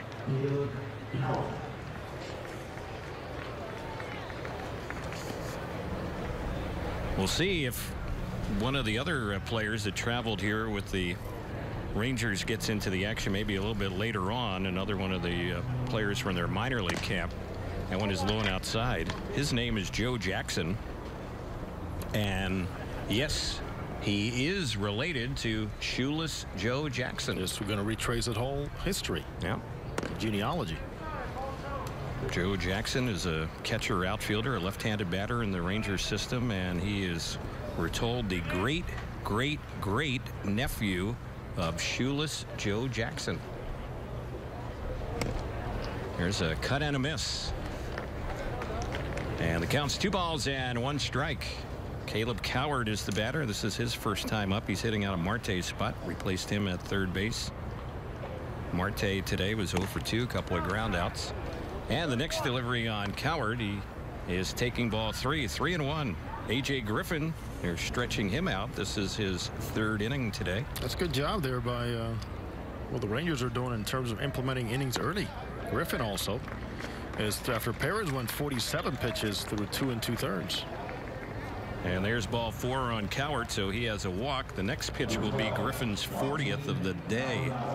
In fact, Terry, tomorrow for our television open, Mike Scioscia will address the issue of how many innings, pitches are by design here mapped out in spring training. First outing, remember, there's times when you see guys go 2 innings, then they are short on pitches. They go work out in the bullpen to finish off the amount of pitches. But also we see Mike Scioscia switch back between guys going out 2 innings the first time out to 3 innings and back to 2 innings on their first time out. But the one team that consistently through the years, I recall here, at least in the Cactus League, it goes out and throws their guys 3 innings quickly, is the Oakland A's. And going back to the Zitos and Mulders, to get those guys stretched out early before you know they're at 5 innings halfway through the spring. Doug Brocal, the pitching coach for Texas, just went out to have a word with Griffin. He's going to stay in the ball game. And the batter for the Angels is Martin Maldonado, who is the DH today, so he is yet to leave the game. This is his 3rd time up. First pitch of ball on him. It's 1-0. Cowart is the 1-out base runner over at first base. He represents the tying run. 2-1 Texas here, bottom of the 6th, and the next pitch, slow breaking ball, and that one is in there for a strike. This bottom of the 6th inning, it's being brought to you today by Rotolo Chevrolet in Fontana. Rotolo Chevrolet is pursuing excellence every day. You can visit them at rotolo.com. That's rotolo.com. Here's the next pitch. Bounce right to 3rd. This could be 2. Flip to 2nd. Relay to 1st. It is a double play. So the Rangers have turned a couple of them today, and that was another routine one right down to the 3rd baseman. It ends on that play, and that'll do it for the Angels here in the bottom of the 6th. The 7th inning is coming up at Tempe Diablo Stadium right now. 2-1 Rangers on the Angels Baseball Radio Network and Fox Sports West. Sir.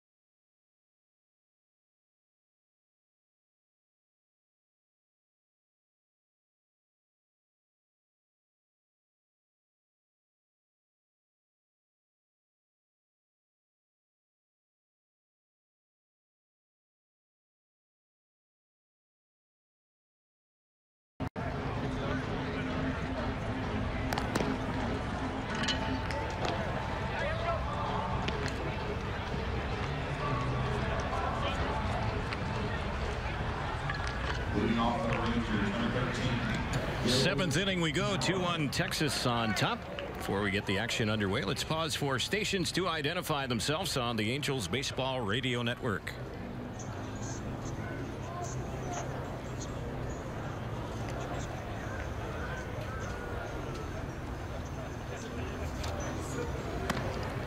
Terry Smith, Jose Mota, and our producer engineer Jorge Sevilla with you here from Tempe Diablo. Joey Gallo is the first batter up. There's a new pitcher on the mound for the Angels, Austin Adams, and his first delivery of ball to Cal. 1 ball, no strikes.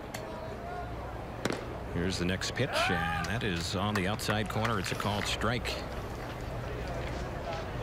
We've seen Adams already this spring, and he's a pitcher that the Angels acquired last month from the Cleveland Indians, where he appeared in 19 games with Cleveland. Keep it clean now with the Austin Adams situation, because there's been quite a few Austin Adams associated with the Angels, and some confusion to us to the reacquiring of Austin Adams. Right. There's a cut and a miss. Angels had a minor league pitcher last season named Austin Adams, who they traded after the season to the Washington Nationals. That was the deal that brought the Angels Danny Espinosa. And there's a pitch in there on a 2-2 taken by Gallo, struck him out looking. So he was a strikeout victim for the second time today, an 0-for-3 day for the left fielder. Batter now is going to be the new catcher in the ball game for Texas, A.J. Jimenez. Fans, don't forget to get your red on. Become a season seat holder to enjoy exclusive benefits in the same seats all season long at the greatest value. Visit angels.com/seats or call 714-4ANGELS for more information. Jimenez taking that one, and that pitch in there for a strike, 0-1. Austin Adams, who's pitching for the Angels. We were mentioning the Angels had a minor league pitcher for a few years in the system by the same name, a right-hander, just like the guy pitching for the Angels right now. But this is a different Austin Adams, so it wasn't as if the Angels had traded Austin Adams away and then reacquired him. This is just a right-handed pitcher, just like the one the Angels dealt that they picked up from the Cleveland Indians last month. Same name, right-handed pitcher. Here's one bounced on the third base side. It skips off the glove of Coward, and they're going to score that one a hit for Jimenez, an infield single. Coward went down on that one. I don't know if he took a little peek to see where the runner was. That might have cost him, because then the ball skipped off his glove, and by the time he retrieved it, he had no shot to get a throw to first base. I believe you're right on it correctly, because of that strong arm that he has possessed, that's one thing he has to guard against, is to make sure the play starts, and you cannot start any play without the baseball. But boy, it would have been fun to see him rifle away and see if he would have gotten Jimenez at first base with that great arm he has. So here's Bernier, the shortstop, batting, and he bounces that one to second base for one. The relay to first base just late. It's a nice play by Sherman Johnson, as he had to wait for that high hopper to come down. He shoveled the ball over to Fontana. His relay to first base was just a shade late. It's a good job. High hop, you got to come get it. You cannot stay back. It's going to be trouble for you. And at the same time, now you show your second baseman, the guy at second base, that's your shortstop, pivot guy, the baseball with enough time. And Fontana also himself did a good job coming across the bag. So 2 outs. Looks like they have a pinch runner now at first base for Bernier. Ended up going 1 for 2 today with a pair of RBIs. Drove in both Texas runs a couple innings ago. And here's the pitch. That's low. Snap throw to first, and that runner dives back to the bag safely.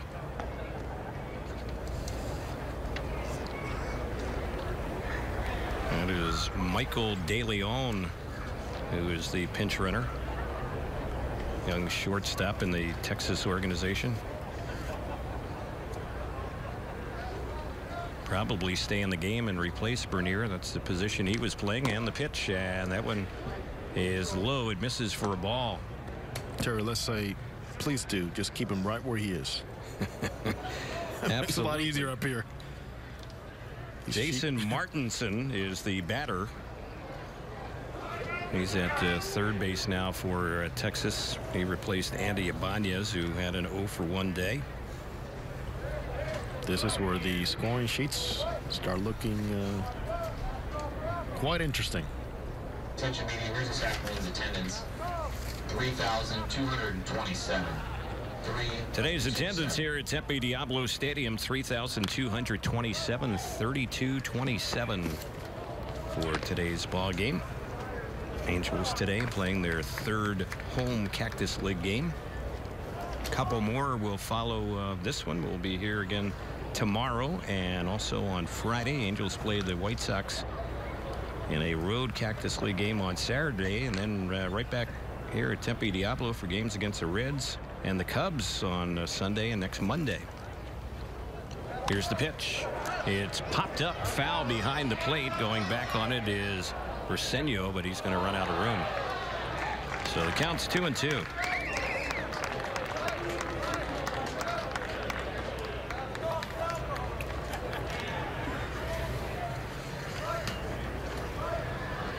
Not a whole lot of offense in this game. Rangers have 2 runs on 4 hits. The Angels 1 run on 6 hits.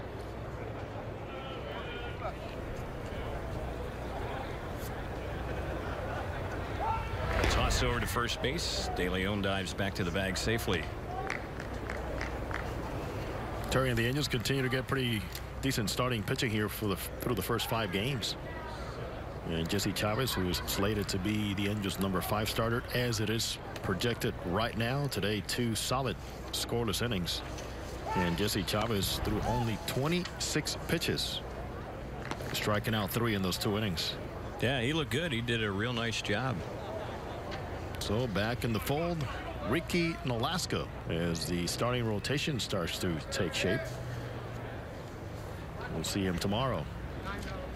Nolasco really came on last season for the Angels after they got him from the Twins. The next delivery on the 2-2, that's taken by Martinson, and he is out looking, struck him out. So that will end the inning. Strikeout gets the third baseman, and that'll do it here for Texas in the 7th. No runs, they had a hit. No errors, they leave a runner on. 7th inning stretch time coming up in Tempe. The Angels down by a run. It's 2-1 Rangers on the Angels Baseball Radio Network and Fox Sports West.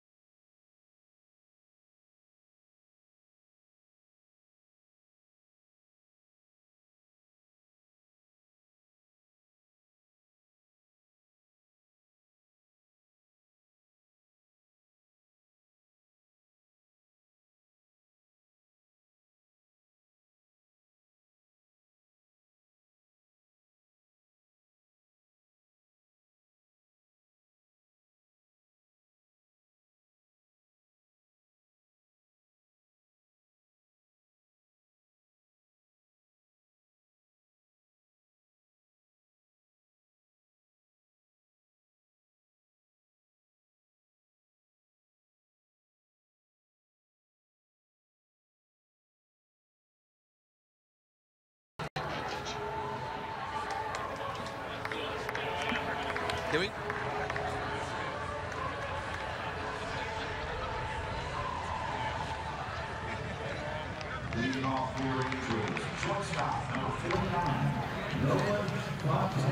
Nolan Fontana will be the first batter the Angels will send up here as we go to the bottom of the 7th inning.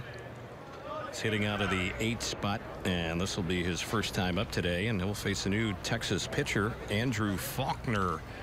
And he delivers a pitch that was way outside for ball 1. That would have been a wild pitch if somebody was on base. Well, and this is very interesting because their pitching coach is heading out to the mound immediately after 1 pitch, and so is one of the athletic trainers, along with the manager. So I wonder what Doug Brocail saw here. Yeah, that was a terrible pitch. Not to get on the case of Faulkner right there, and there is some concern. Maybe he's injured, and sure enough, he's coming off the field. So Andrew Faulkner, who was in 9 games for Texas a year ago, left-hander, hard thrower. He is leaving the ball game after one pitch. So we have a pitching change here in the bottom of the 7th inning. When we get back, we'll tell you who the Rangers are going to bring in, and whoever they bring in, he will have as much time to get loose as possible with the injury replacement. In fact, it was Faulkner himself who called for some help when he delivered that pitch. You could see him waving somebody in from the dugout. So there it is. So we will take a break, a pitching change here at Tempe Diablo Stadium. When we get back, Angels will be batting here in the bottom of the 7th, trailing the Rangers 2-1 on the Angels Baseball Radio Network and Fox Sports West.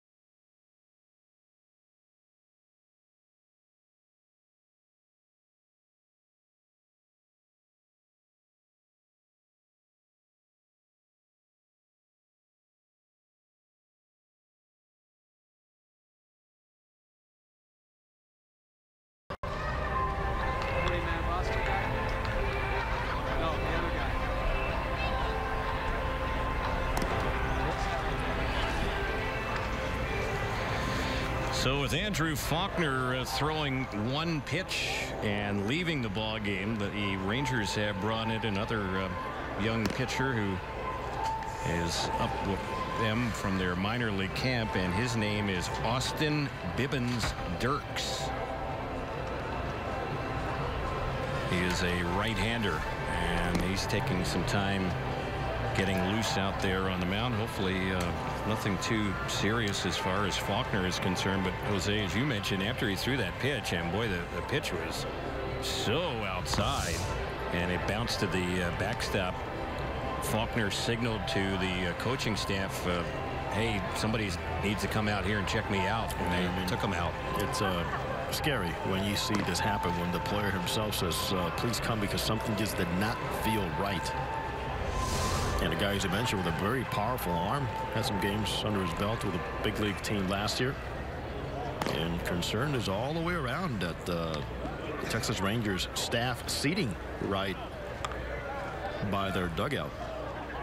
So with the new pitcher Austin Bibbins Dirks taking over, the count he assumes is 1 ball, no strikes. If the batter Fontana were to walk here, the walk would be charged against the new pitcher, not the pitcher who left with the injury, because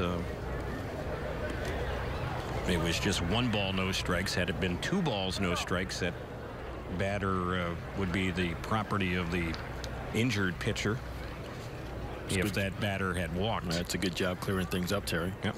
And here's the next delivery. That's ball 2. To explain it again, 2 balls would have been a different story. Right.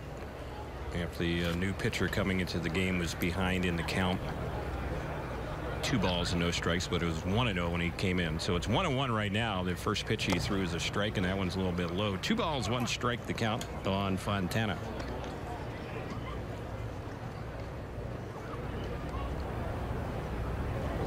Infield backed up. The third baseman Martinson is across from the bag. And here's the next delivery, and that one is a little bit high. 2-1 to count. Angels batting here in the 7th and trailing it by a run, 2-1. Angels got a first inning run, and the Rangers put their 2 on the board in the top of the 5th. Here's the next delivery, and this is lifted way up in the air into very shallow right center field. A lot of people converging. It's the center fielder. You can hear him from our booth. Jose Cardona signaling, "I got it," and sure enough, he'll make the catch on that one for the out. So 1 away. And here is Ryan Lamar getting ready to bat. This is his first time up. He's hitting out at the 9-hole Pennington spot. Pennington was 1 for 1, a single and a walk today.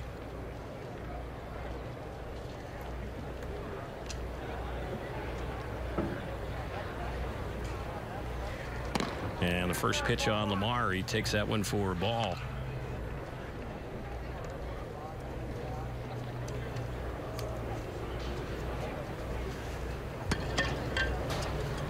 Breeze has died down, not a factor at all. We've had bright sunshine all day long, and the forecast, at least for the next few days, looks real good here in the valley.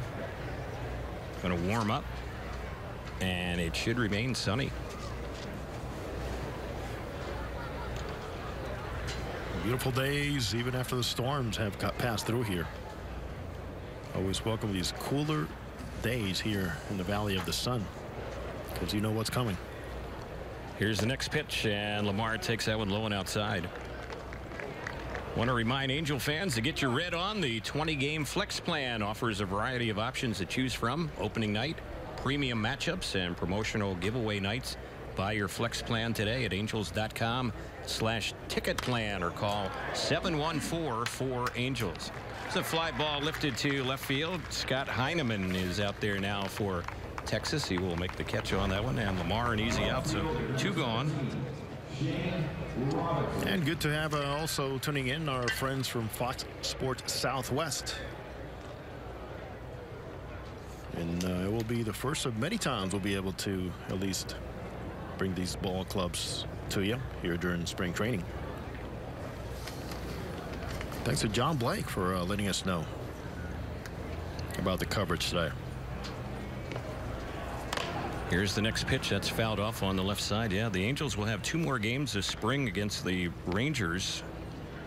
One on the road in Cactus League play against Texas, and another one here at Tempe Diablo, and both of those games will also be televised back on Fox Sports Southwest as well. So the North Texas audience will get a chance to tune in on the broadcast.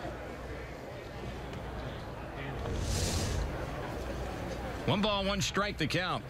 Shane Robinson taking the last pitch, and it was a fastball up and in that backed him off the plate. Adding a little shave. Another bearded Angel.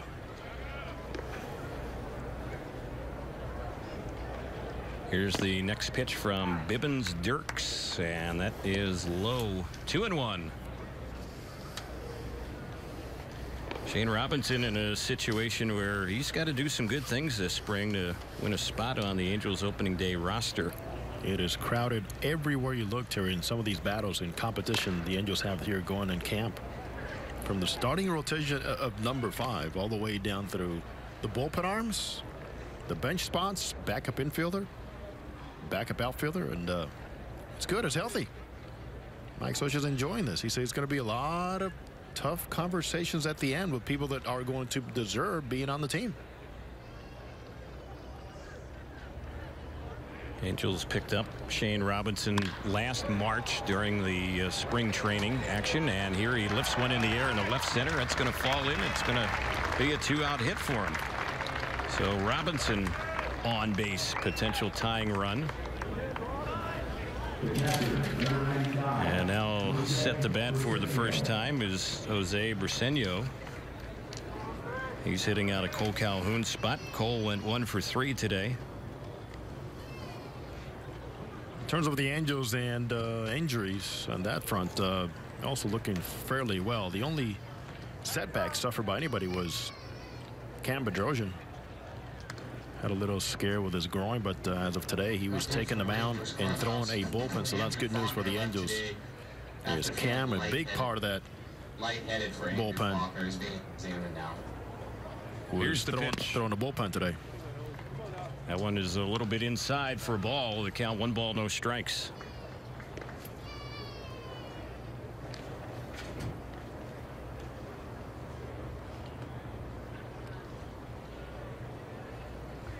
Waiting on deck for the Angels is Sherman Johnson. He's hitting out of Mike Trout's spot. He's at the bat today. Here's the next delivery. This is a pop-up that's going to drop not too far from us, back behind the plate, out of play. So 1 ball, 1 strike. We get word from the Texas clubhouse that Andrew Faulkner, the left-handed pitcher who made just 1 pitch and then was taken out of the ball game, and the pitch he threw was a ball that was bounced back to the backstop. He left the game because he felt lightheaded. I guess he felt he was going to faint out there on the mound. Well, something was not right. Yeah. As to how far he missed with that 1 pitch he threw. I'm glad he recognized it and not try to be a hero about it. So it's not arm related or any injury per se, but just feeling a little bit under the weather, lightheaded, and he was taken out of the ball game. So I guess right now it seems like good news for the Rangers.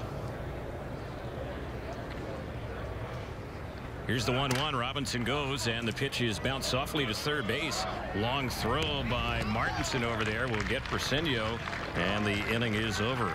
Angels had a hit but leave a runner on, and now as we head to the 8th inning, the Rangers still on top 2-1 on the Angels Baseball Radio Network and Fox Sports West.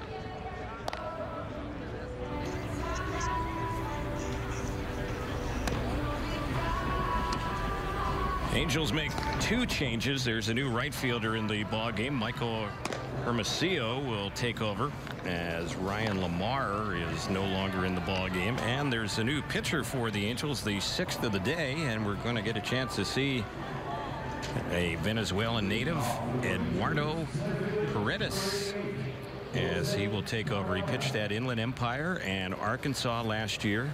Angels like him. He's on the 40-man roster. Fastball top out around 98, slider and changeup, known as a good competitor, and did some closing last year in the Angels system. He had 12 saves. Just keep an eye on that delivery. Watch where he throws from, because he'll throw the changeup even from the side slot too.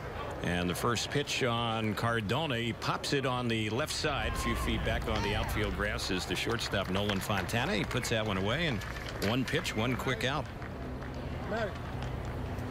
So he's got a good combination, Terry, as you talk about his repertoire getting up to the upper 90s.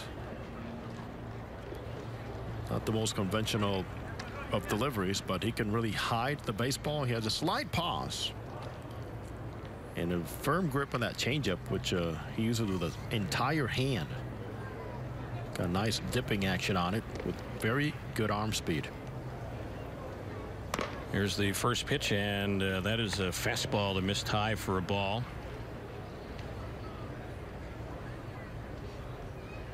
Paredes is ranked as one of the better prospects in the Angels system, maybe just outside the top 10 as far as prospects in the system right now. And here's his 2-0, and that one is way outside. So it's 3 balls and no strikes. Jared Hoying is the batter. Paredes replacing Austin Adams, who had a scoreless inning last inning in the 7th, allowing a hit and picked up 2 strikeouts. And there is a 3-0 pitch. It's nowhere close. Ball 4. Paredes might have a little nervous energy out there because he's known as a guy who has pretty good command, but he walks the second batter he faces on 4 pitches. Yeah, sometimes this environment will get the best of you. Eagerly waiting for your chance to come. Also, you're going to be facing more selective hitters. He'll calm down and realize same game he's been playing for a long time, and some guys realize it quickly, others don't. Keep it simple. So here's Delino DeShields Jr. at the plate. And the first delivery on him, that one is up and in for a ball. 1 ball, no strikes.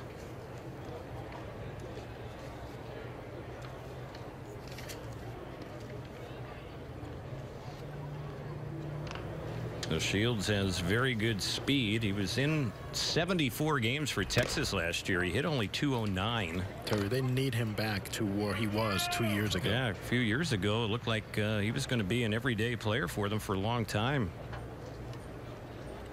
He's a guy who once stole 101 bases in a minor league season. And the pitch, that's in there for a called strike. Once the Rangers signed Ian Desmond last spring, by the way. Already into the spring training season. It was in Delino DeShields.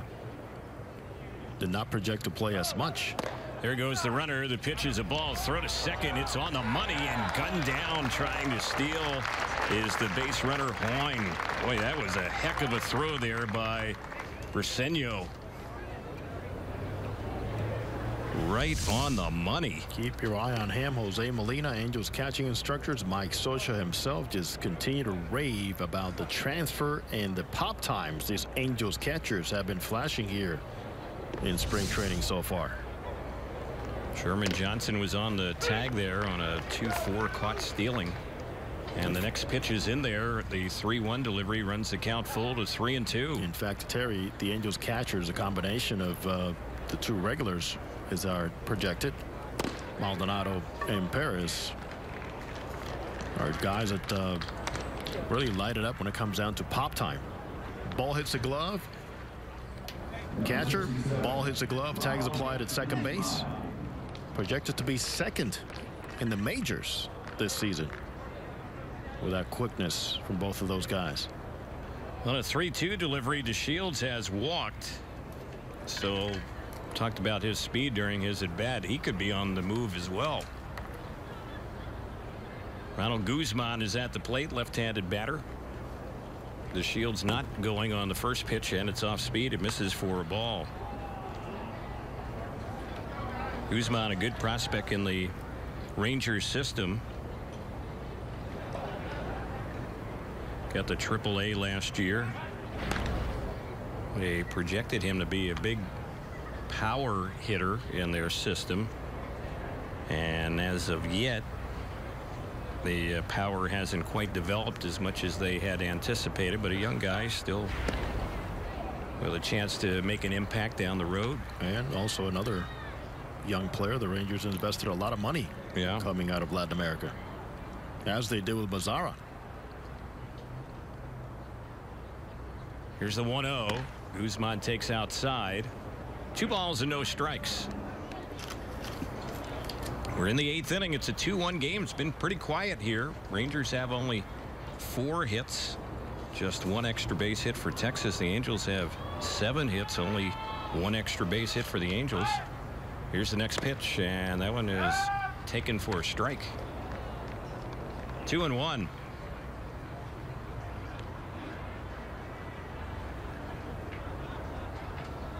Eduardo Paredes on the hill, getting his first appearance for the Angels this spring, and the next delivery from the right-hander. It's grounded right to short. Should be an easy play to end the inning. Throw a little bit low, but handled by Theis. Fontana's throw will get him, and the inning is over on the 6-3 ground out. A couple of walks in the inning, but they fail to score, and they end up leaving a runner on base. We are headed now to the bottom of the 8th. Angels trailing by a run 2-1 on the Angels Baseball Radio Network and Fox Sports West.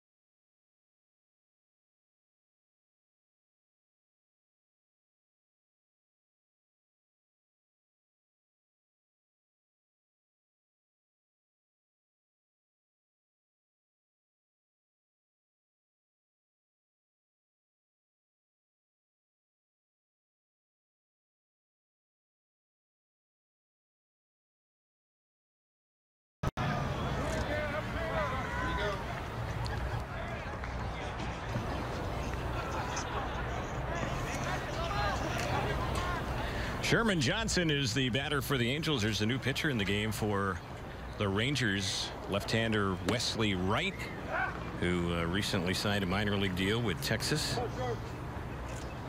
And Wesley Wright, a former Angel. A couple seasons ago, he was in the Boston organization last year, pitched AAA last year. And the delivery is a little bit low. It misses 1 ball, 1 strike. Yeah, not for long, but he was an Angel.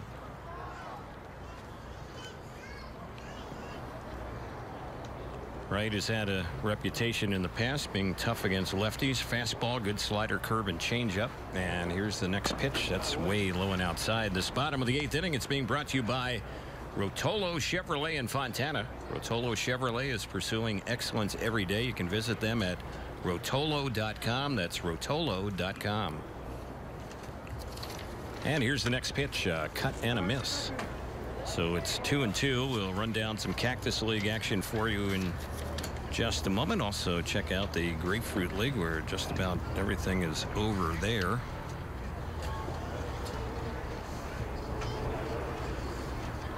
And here's the next pitch. And that is a called 3rd strike. Johnson is out looking. Wright strikes out the first batter he faces. He's replacing Bibbins Dirks, who worked a scoreless inning last inning against the Angels. Matt Theis will be the next hitter. Jim Everett going back to that zone where hitters have to be more aware of. It's going to be called, and there it was. He's been pretty consistent all throughout the day behind the plate. Great job. We have the luxury of having 4 umpires here today, besides Everett, Jerry Davis, Kerwin Danley, and Brian Knight. All getting their veteran work in. outfield and veteran umpires. First one on Theis, who's batting for the first time today. A strike. Theis is hitting out of Valbuena's cleanup spot, and he looks that one over. That pitch missed. 1-1 to count. D-backs and White Sox are 2-2 in the 7th. Cubs up 4-2 against the Royals in the 8th. Brewers and Reds are 2-2 in the 8th inning. Mariners leading the Indians 7-2 in the 7th. Padres blanking the A's 5-0 in the top of the 9th. Another Padres squad. They are trailing the Rockies 3-1 in the 7th inning. Dodgers and Giants later on tonight. Also later tonight in the Grapefruit League, it'll be the Braves and Yankees as Theis lines one up the middle, and that's going to fall in for a base hit. 1-out single. Angels have the tying runner on at first base. And Eric Young Jr. will be the next batter. Finals in the Florida Grapefruit League. It was the Marlins beating the Astros 9-5. Orioles over the Red Sox 12-5. Cardinals beat the Mets 6-1. Phillies and Rays a 5-5 tie. Pirates over the Twins 3-1. Nationals beat the Tigers 9-1, and another Tiger split squad had a victory against the Toronto Blue Jays 5-4. 1 ball, no strikes, the count. Now Theis once again showing that sweet stroke. He's very consistent, staying down and seeing the ball travel. Not afraid of being late, staying right with it against a lefty. Here's the next pitch, and it's grounded towards second. Looks like a double play. The flip to second for one. The relay to first base. It's in time, and the inning is over.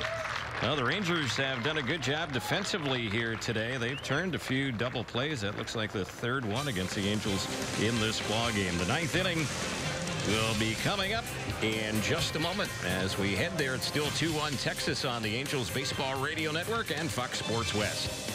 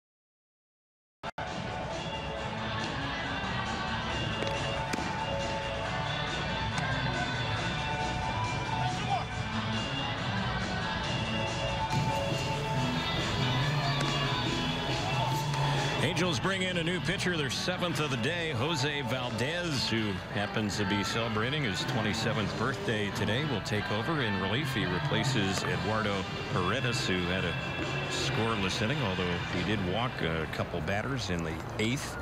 So Valdez will be the new pitcher. Appeared in 25 games for the Angels last season. It's a guy who's had some control issues, hard thrower.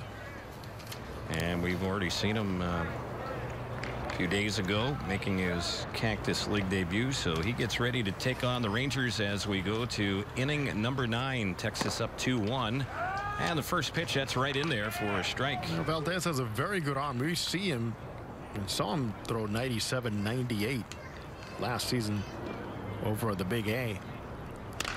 Here's the next pitch on Kiner Fiafla, and that one is a grounder hit right to short. It's handled there by the Angels shortstop Nolan Fontana. He throws him out. One away. Well, Valdez, the early message here in camp as he's throwing his first bullpen was Mike Socha right behind him saying, listen, 97, 98 is great, but wouldn't you prefer to have command? So 95 is fine. 95, 94, it's good. Mix in your slider, use it a little bit more, and spread the plate open on the other side so guys are not only sitting on your fastball no matter how hard it comes when you fall behind in the count.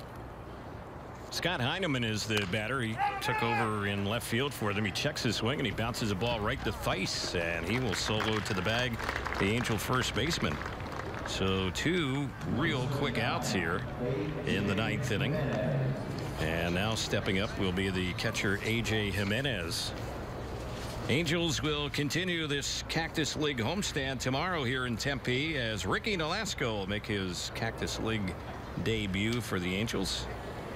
And he will be opposed by the Giants' Tyler Beatty. Friday, the Angels will host the Milwaukee Brewers. The Angels have already played Milwaukee once this spring, and it'll be Matt Shoemaker against Junior Guerra. Counts 1 ball, no strikes on Jimenez. Angels will have one more shot at the bottom of the 9th, down by a run at the moment. Next delivery evens up the count. 1 ball, 1 strike on Jimenez. It's one of your favorite last names, Terry. I know you have to mention Jimenez with Ubaldo, with AJ, but you also like your Jimenez once in a while. That's, well, Chris Jimenez, who has certainly spent a lot of time over the years with these Texas Rangers. Come on now. He prefers to have his last name pronounced Jimenez, as you're well aware. Of course, we're joking up here, so please don't take it too seriously. 2 balls and 1 strike is the count. And that one is fouled back. Well, for the Rangers fans who are tuned in back in North Texas today on Fox Sports West, they know what I'm talking about. They're familiar with Chris Jimenez. Well, he made it clear when he came up to the big leagues.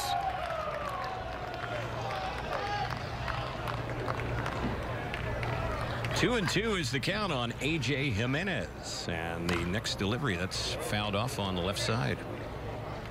I'm just still waiting for the day when you're going to just slip a Jimenez here on Ubaldo. It makes me think of our former producer engineer, Darren Chan, D.C. He would always give you a hard time about that one. I'm going to have Ubaldo come approach you in Baltimore and say, hey, by the way, you know what my name is, right? Please call me Jimenez now. Yeah. Here's the 2-2. That's fouled back behind the plate. And mentioning D.C., and we should, for those tuning in, our longtime radio listeners, they know how much fun we've had in the past with D.C. Darren Chan has left the Angels. He's actually doing the same job with the San Francisco Giants. And you might be saying, well, why would he leave the Angels and go to the Giants? Well, D.C. grew up in San Francisco. The Giants were his hometown team. His mother lives there. So he's returning back to his roots. KNBR? Right. So? And very happy. I've had a chance to visit with him already this spring. He's back in the Bay Area now, and he'll be doing the same job, as I mentioned, for the San Francisco Giants this year. 3 balls and 2 strikes the count. And here's the next pitch. It's lifted foul down the right side. That's going to get back and out of play. And some of the news coming out of Rangers camp, of course, there is Josh Hamilton going through another arthroscopic surgery on his left knee, which was done Monday in Houston. And for a guy that was a long shot to make their team, just consider another surgery for Josh Hamilton. And you just got to wonder whether or not there's any more baseball left in his future. Just a lot of injuries. He did not play at all last year.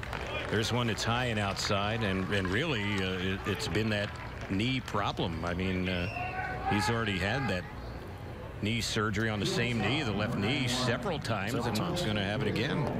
Just imagine Hamilton felt stiffness in his left knee on the day of the club's first full squad workout back on February 21st. Yep.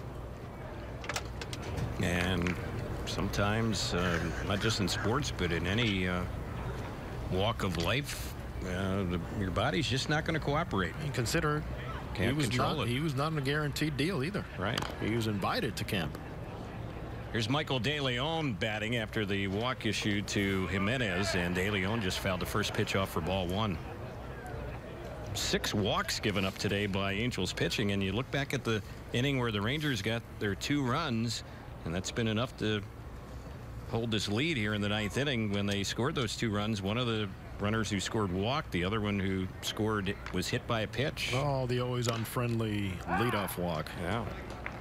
There's a pitch in there for a called strike. 0-2. Friendly for the offense, of course. And that was good at bat by Rougned Odor back against Keenan Middleton back in the 5th inning.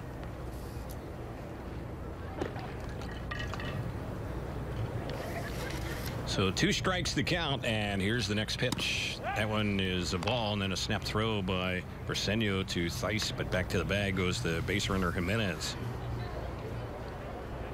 After the game, Jose will visit with Angels manager Mike Scioscia. We'll get some of his thoughts on what has gone on here today in Tempe. You want to hear from Scioscia? I think that's the plan, right? Let's do that. Okay. 1 ball, 2 strikes. Valdez has made 15 pitches here in the 9th, and here's the next one, and that is cut on a missed. He fooled him right there, took something off the fastball, struck him out, and that will end the inning. They leave a runner on. We're headed to the bottom of the 9th. We'll see what the Angels can do with 3 more outs to play with. Trailing 2-1 on the Angels Baseball Radio Network and Fox Sports West. Driven by Fox.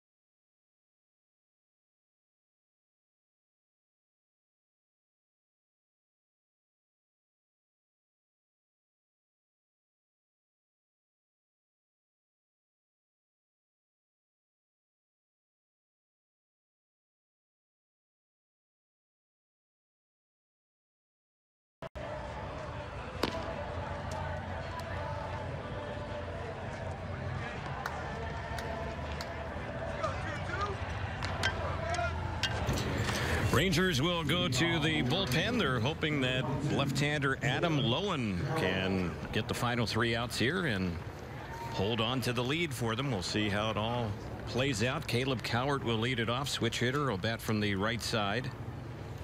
Lowen is a former major league outfielder who's now a pitcher, a left-handed pitcher, in fact, and his first delivery, and that one is cut on and miss for strike 1. Adam Lowen played outfield several stretches in his major league career with the Toronto Blue Jays going back to 2009. Didn't hit a whole lot at the major league level. Here's the next pitch, and a big swing and a miss. It's no balls and 2 strikes. He's a former first-round pick of the Baltimore Orioles way back in 2002. He was the 4th player selected in that draft. Canadian Adam Lowen. And here's the next pitch, and that's inside. So 1 ball, 2 strikes. Cowardson's coming in, batting for the 2nd time today. He walked his first time up.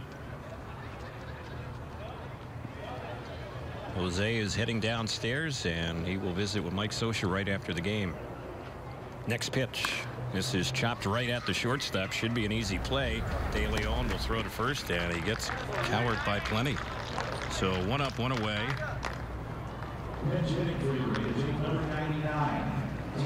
This is Martin Maldonado's spot in the batting order. But the Angels are going to bring in Taylor Ward, it looks like, the pinch hit.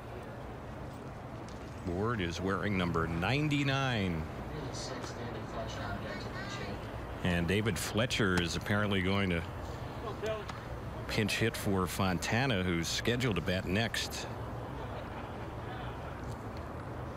First delivery, pitch taken for ball 1. It's 1 ball, no strikes on Ward. Former first-round pick of the Angels, and that one he takes high and away. And the count goes to 2 balls and no strikes.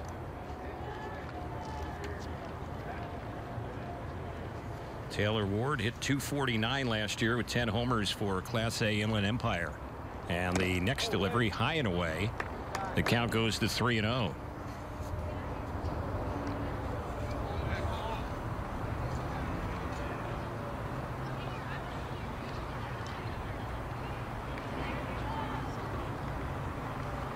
Here's Lowen's pitch, and that's on the outside corner. It's a called strike. Lowen pitched on Sunday against Kansas City and struggled.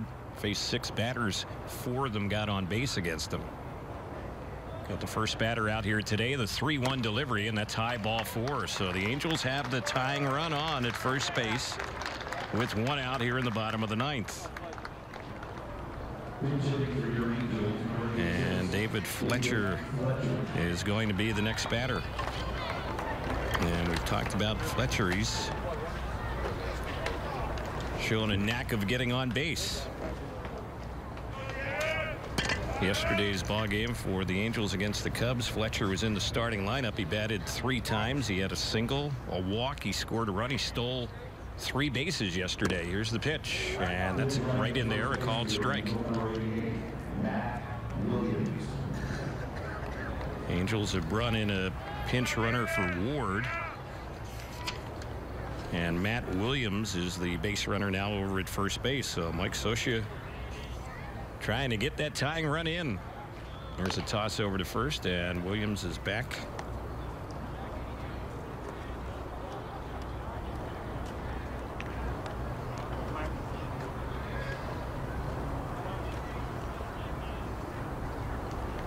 One strike on young David Fletcher. Here's the pitch, and that's a little bit high and outside. It misses for a ball. Fletcher, certainly one of the Angels' top prospects. You could argue maybe one of the top 5 in the system right now. And he advanced to Double-A in his first full pro season after the Angels took him in the 6th round back in the 2015 June draft. Runner goes, the pitch, it's chopped to short, skips off the glove of the shortstop De Leon, and they're not going to get a play anywhere. So the Angels have them at first and second with 1 out here in the bottom of the 9th inning. We'll see how they score that. That was not an easy play. De Leon had to charge in, and even if he had fielded the ball cleanly, Fletcher can run. So I had to wonder whether or not he was going to be able to get him in any case. The ball was hit on a high hop, and trying to field it on the short hop was the shortstop out there. Looks like they're going to score that one a hit.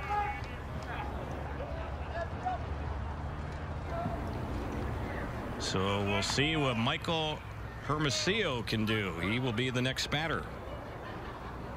And sure enough, there's Fletcher on base again for the Angels. The runner at first. He represents the winning run. Hermosillo, a ball a year ago in the Angels system, had a very good year.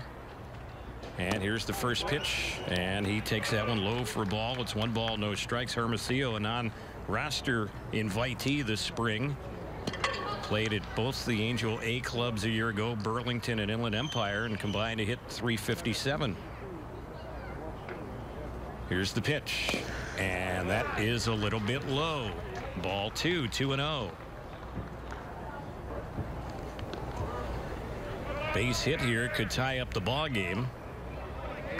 Hermosillo, the last time he batted in yesterday's game against the Cubs, he hit a home run.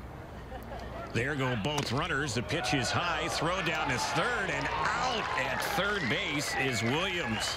Wow, did that hurt right there. The Angels had both runners on the move, and the catcher Jimenez firing a strike to Martinson at third base, and they gunned down Williams for the second out here in the bottom of the ninth. So no room for error now for the Angels down to their final out. The count's 3-0. And here's the next pitch, and that caught the outside corner. Well, the Angels had pretty good speed on the bases here. Did not have to try for the double steal. Gambled, and it didn't work. Lowen is ready, and the next delivery, that one is lifted foul down the right side, back and out of play. I'm sure the Angels, knowing that Lowen, who's only been pitching for a few years, a former outfielder, might not be the quickest guy to the plate, decided to gamble there, sending the two runners with one out, but it didn't work. So now it's a full count. The Angels are down to their final strike in this ball game. Texas trying to hold on to a 2-1 lead, bottom of the ninth. Runner at second, tying run. Here's the next pitch. That's ball 4. And boy, now that double steal try really looms big, especially with the walk here to Hermosillo. Shane Robinson will be the next batter. Lowen hasn't retired any of the last 3 that he's faced. He's walked a batter, given up a hit, and walked another batter. But the caught stealing has certainly helped him here in this inning. So Shane Robinson, who's been up once today with a hit, will be the batter.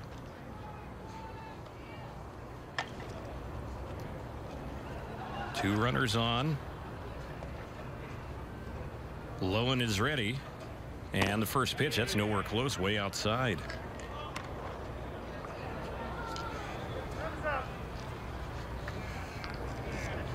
And now Doug Brocail, their pitching coach, is going to go out and have a word with Lowen. They do have a right-hander up in the bullpen. Want to remind Angel fans you can join the Angels all season long. Enjoy post-game Saturday night fireworks shows presented by Wells Fargo. More info on Saturday night fireworks, visit angels.com/promotions. Meeting wraps up. 1 ball, no strikes, the count. Fletcher is the runner at second. Good speed. He's the potential tying run. Hermosillo on at first base represents the winning run. Shane Robinson, the batter. 1 ball, no strikes. Lowen delivers, and he's high and outside. Boy, he's really been missing with his pitches. He's thrown 20 of them, and he's already walked 2 batters, so that's 8 balls out of the strike zone on just those 2 batters, and he's missed on some of the other batters as well. Here's the next delivery, and that's nowhere close. That's way outside, ball 3. 3-0. If he doesn't get Robinson, Brusenio is waiting on deck, and they'll probably bring in the right-hander they up in the bullpen. Here's the 3-0 pitch, and that is high, ball 4. The bases are loaded. And sure enough, they are going to make a pitching change. Jeff Bannister is coming out of his dugout area, and he has signaled to the bullpen. So we have a break in the action. When we get back, bottom of the 9th inning, 2 outs, bases loaded. Angels trailing by a run, 2-1. We'll take a break for a pitching change and be back with more Angels baseball in a moment on the Angels Baseball Radio Network and Fox Sports West.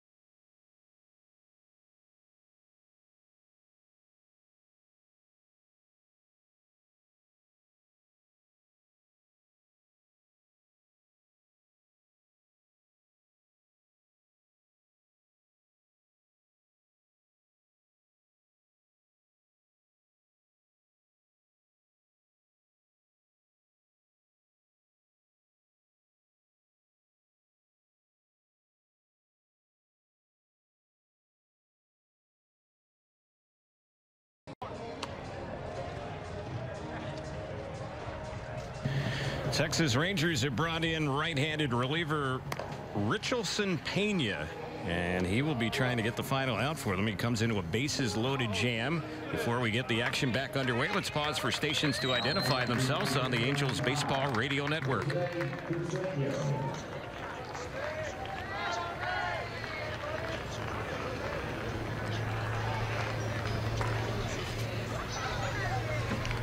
So we'll see what gives here with 2 outs in the bottom of the 9th. Game on the line. At the plate for the Angels is catcher Jose Briseño. He's been up once today with a ground out. Of course, a walk would tie up this ball game, and there have already been 3 in this inning. And here's the pitch.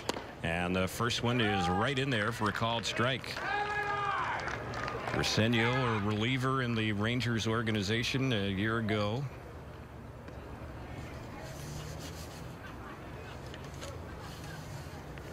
No balls, 1 strike to count on Briseño. And here's the next pitch. Pena's delivery is right in there. So he's come in from the bullpen and done something that Lowen wasn't able to do, and that's throw strikes. And the Angels are down to their final strike in the game. Talked how good the Angels have been so far early in the Cactus League, scoring runners with 2 outs. We'll see if they can do it again. Only 1 strike left here in this at bat for Briseño. And he asks for time as he steps out of the batter's box. Now back in there. Right-hander against right-hander. Pena is ready. Pause and the pitch. And it's cut on, fouled off on the right side, backing out of play. So staying alive is Briseño.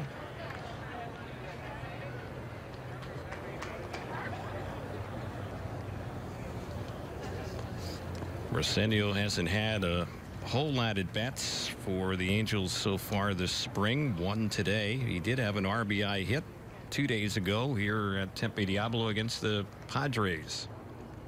Here's the 2-strike pitch, and he chops this one foul over on the third base side. Did not get a real good swing at that pitch. Just barely got a piece of it, but able to fight it off.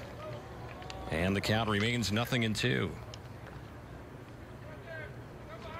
A hit could likely win the game because you might get 2 runs in with a base hit here. And out, and the Rangers hold on. 2 strikes to count. Pena is ready, and the next delivery, and that's low inside, stopped by the catcher Jimenez. So the count 1 ball, 2 strikes.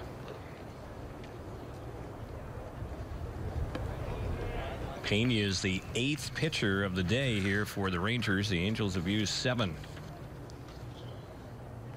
And the 1-2 delivery lifted high in the air. It's hit well down the left field side, but he pushed that one foul. That ball had home run distance by plenty, but a foul ball. You could tell he had fouled it off the moment the ball lifted off the bat. But you also knew he had made good contact on it. He hit it a long way, but just a long strike. So 1-2 the count.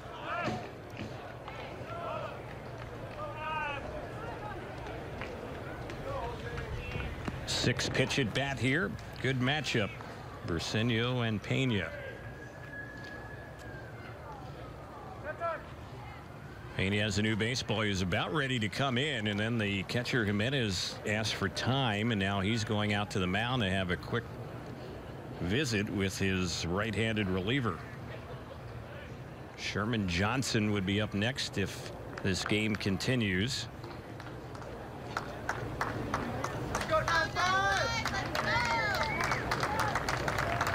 Well, the Angels' only run today came in the first inning. Maybe the Angels will end the game with a couple here. We'll see how it plays out. Meeting is over. Counts 1-2. 2 outs, bases loaded. The pitch, and it gets by the catcher, and that's going to score the tying run. It goes all the way back to the backstop. No chance for Jimenez to throw to the plate, and now it's a 2-2 game.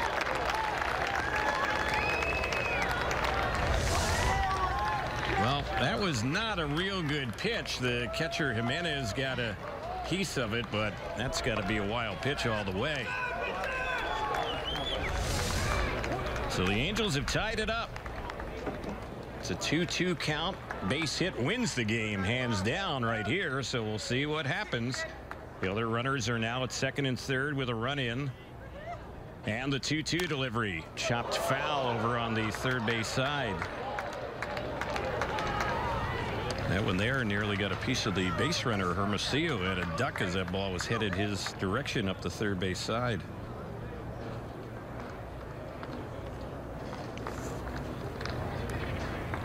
I don't know if we'll go extra innings today, so if the Angels score, they win. If the Angels fail to score, game could likely end in a tie. We'll see how things play out. Here's the 2-2 low. That one's stopped by Jimenez.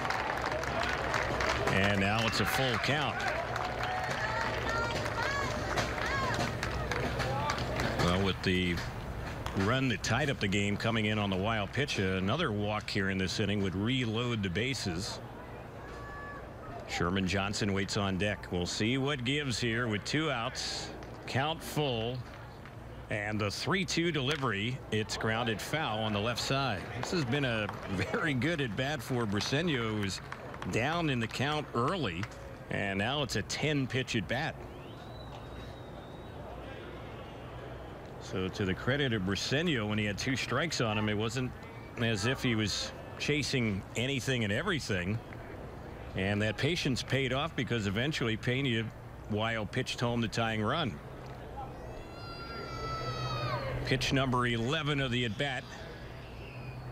And the 3-2. This one's lined into right center field. It's in the gap in right center. Diving, unable to make the catch is Hoying. It's a walk-off RBI base hit for Briseño.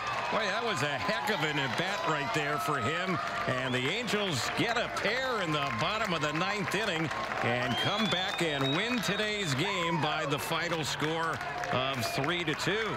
Well, we mentioned it so far this spring. The Angels keep getting 2-out runs, and they did it again today. And the Angels did it today here in the bottom of the 9th inning. So the Halos stay unbeaten in Cactus League play. It's been fun to watch so far.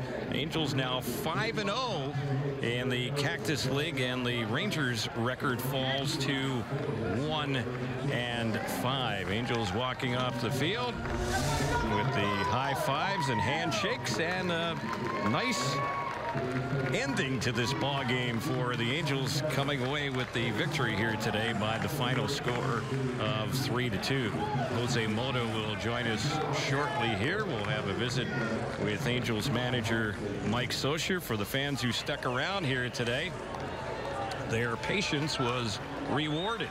The Angels got that first inning run, had not scored another run until we got to the 9th. The Angels come away with a pair here in the bottom of the 9th inning to come away with the victory. Let's go down to Jose Mota. He's standing by with the Angels manager Mike Scioscia. Thanks, Terry. Well, I know it brings a smile to your face when you see the effort from the young players, catchers behind the plate, but certainly the at-bat by Briseño. What do you think about that one? We had a lot of good at-bats that inning, Jose, but a young catcher like Briseño's first big league camp, that shows you a lot right there. And he just battled the whole way, got a pitch to hit, drove it in the right center. Before we get into the pitchers and starting at Chavez and Meyer relieving, but how about the catchers and throwing behind runners? How happy are you on the way the transfer has been going on all the work they put in the backfield? Oh, they've been throwing well, no doubt about it. I think this core of catchers that we have now, probably 1 through 5 right now, and even some of our younger catchers throw the best we've had. They all have tremendous arms. And you know, we have to use it. We did a much better job last year controlling run the game. This year, hopefully, will be the same. It's starting with Maldonado Perez. These guys have great arms, but the young guys do too. Briseño made a great throw back there to get a runner. Once again, your starting pitching gives you a chance. Jesse Chavez, you saw him from the other side many times. What does it bring to you that you can use throughout the season? He looked just like he did against us. You know, he's always been tough on us. He moves that ball around, has great movement on his fastball. Spins it well with a changeup. He competes really well, and you know, it's a strong 2 innings he threw today. Meyer in relief, the things you saw early in the game or in his innings to the way he finished, and the things you guys have tried to do in the offseason to correct him, how did that look? Well, you know, he's still working on delivery, getting his legs into it, and I think that you know, the ball's coming out hot, and hopefully he'll, you know, get it into good zones and be effective. But he has a great arm. Mike, thank you. All right, Jose, thank you. Terry, you have a great evening here in the Valley of the Sun. Back to you. All right, thanks, Jose. Enjoyed the visit as always here. Cactus League action. The Angels coming away with the 3-2 victory. For those of you watching on TV, Jose, along with Alex Curry, will have more post-game analysis. It's coming up next on Angels Live. On the radio side, we'll have some more for you as well in just a couple of minutes. This is the Angels Baseball Radio Network and Fox Sports West. Driven by your SoCal Mazda.